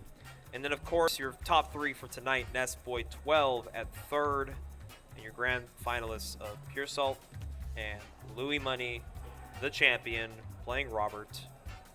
And that is all she wrote for Ultimate Singles. Luis won doubles and singles. Are we surprised? Well, not really. Probably but not, but Got to give it up to the people who, tried their best to maybe take a game off Luis, but he was looking on. All I'm saying is I was farming his Joker and friendly, so I just know if he wasn't playing Rob, he would be in trouble. yeah, the result is not a surprise. I think the dominance, that's classic Luis Yeah. right there. We've seen people compete, take sets off of him in the past, and today that was not in the cards. He was a step above everybody else. And the crazy part is the last 2 brackets he attended this week, he did drop a set. Yeah. Not even games. So, it's not like this is something he's been, like holding back on a while. People were fighting back. And there was a world where maybe he would have lost one of the brackets he played in. But today, he just said no more. There's not a chance in hell you're banning stages against me. Yeah. This is my game. You're playing by my rules. And you have no choice but to accept it. But, all right, well, the time, 6:30. Ran through this. Wow. We ran through a nice It's 4 40 hours. 40-man bracket with a top 16 best of 5 in 4 hours. Not bad. That's I would pretty. say. That is, people running the show here really know their Oh, stuff. yeah. We shout out to production, man. They out here ran 6 different games, all happening almost simultaneously. But most of it is now wrapped up for the night. So all I have to say about that is thanks again, guys, for tuning in to Guildhouse once more for action. If you want to come through and watch some more Ultimate action, we're here every Wednesday night. Mm-hmm. Try to get the stream up by 7:30 p.m. Drop a follow, get your notifications up so you can definitely get into the action for NorCal. NorCal is going to be hype for the next few weeks while we're getting ready for Genesis. I know there's a weekly next week. The following week, there will not be a weekly. So we got, realistically, 3 more weeklies before Genesis week. So Got to get your grind in now. let's get the grind in now. Yeah, you have anything else to say? Nope. Just thank you for watching. Luis's dominance, but also a great tournament all throughout, and thank you for listening to us and for tuning in. Yeah, and for those who want more Ultimate action, come through Wednesday. Until then, have a good rest of your night, eat your dinner, and we'll see you then.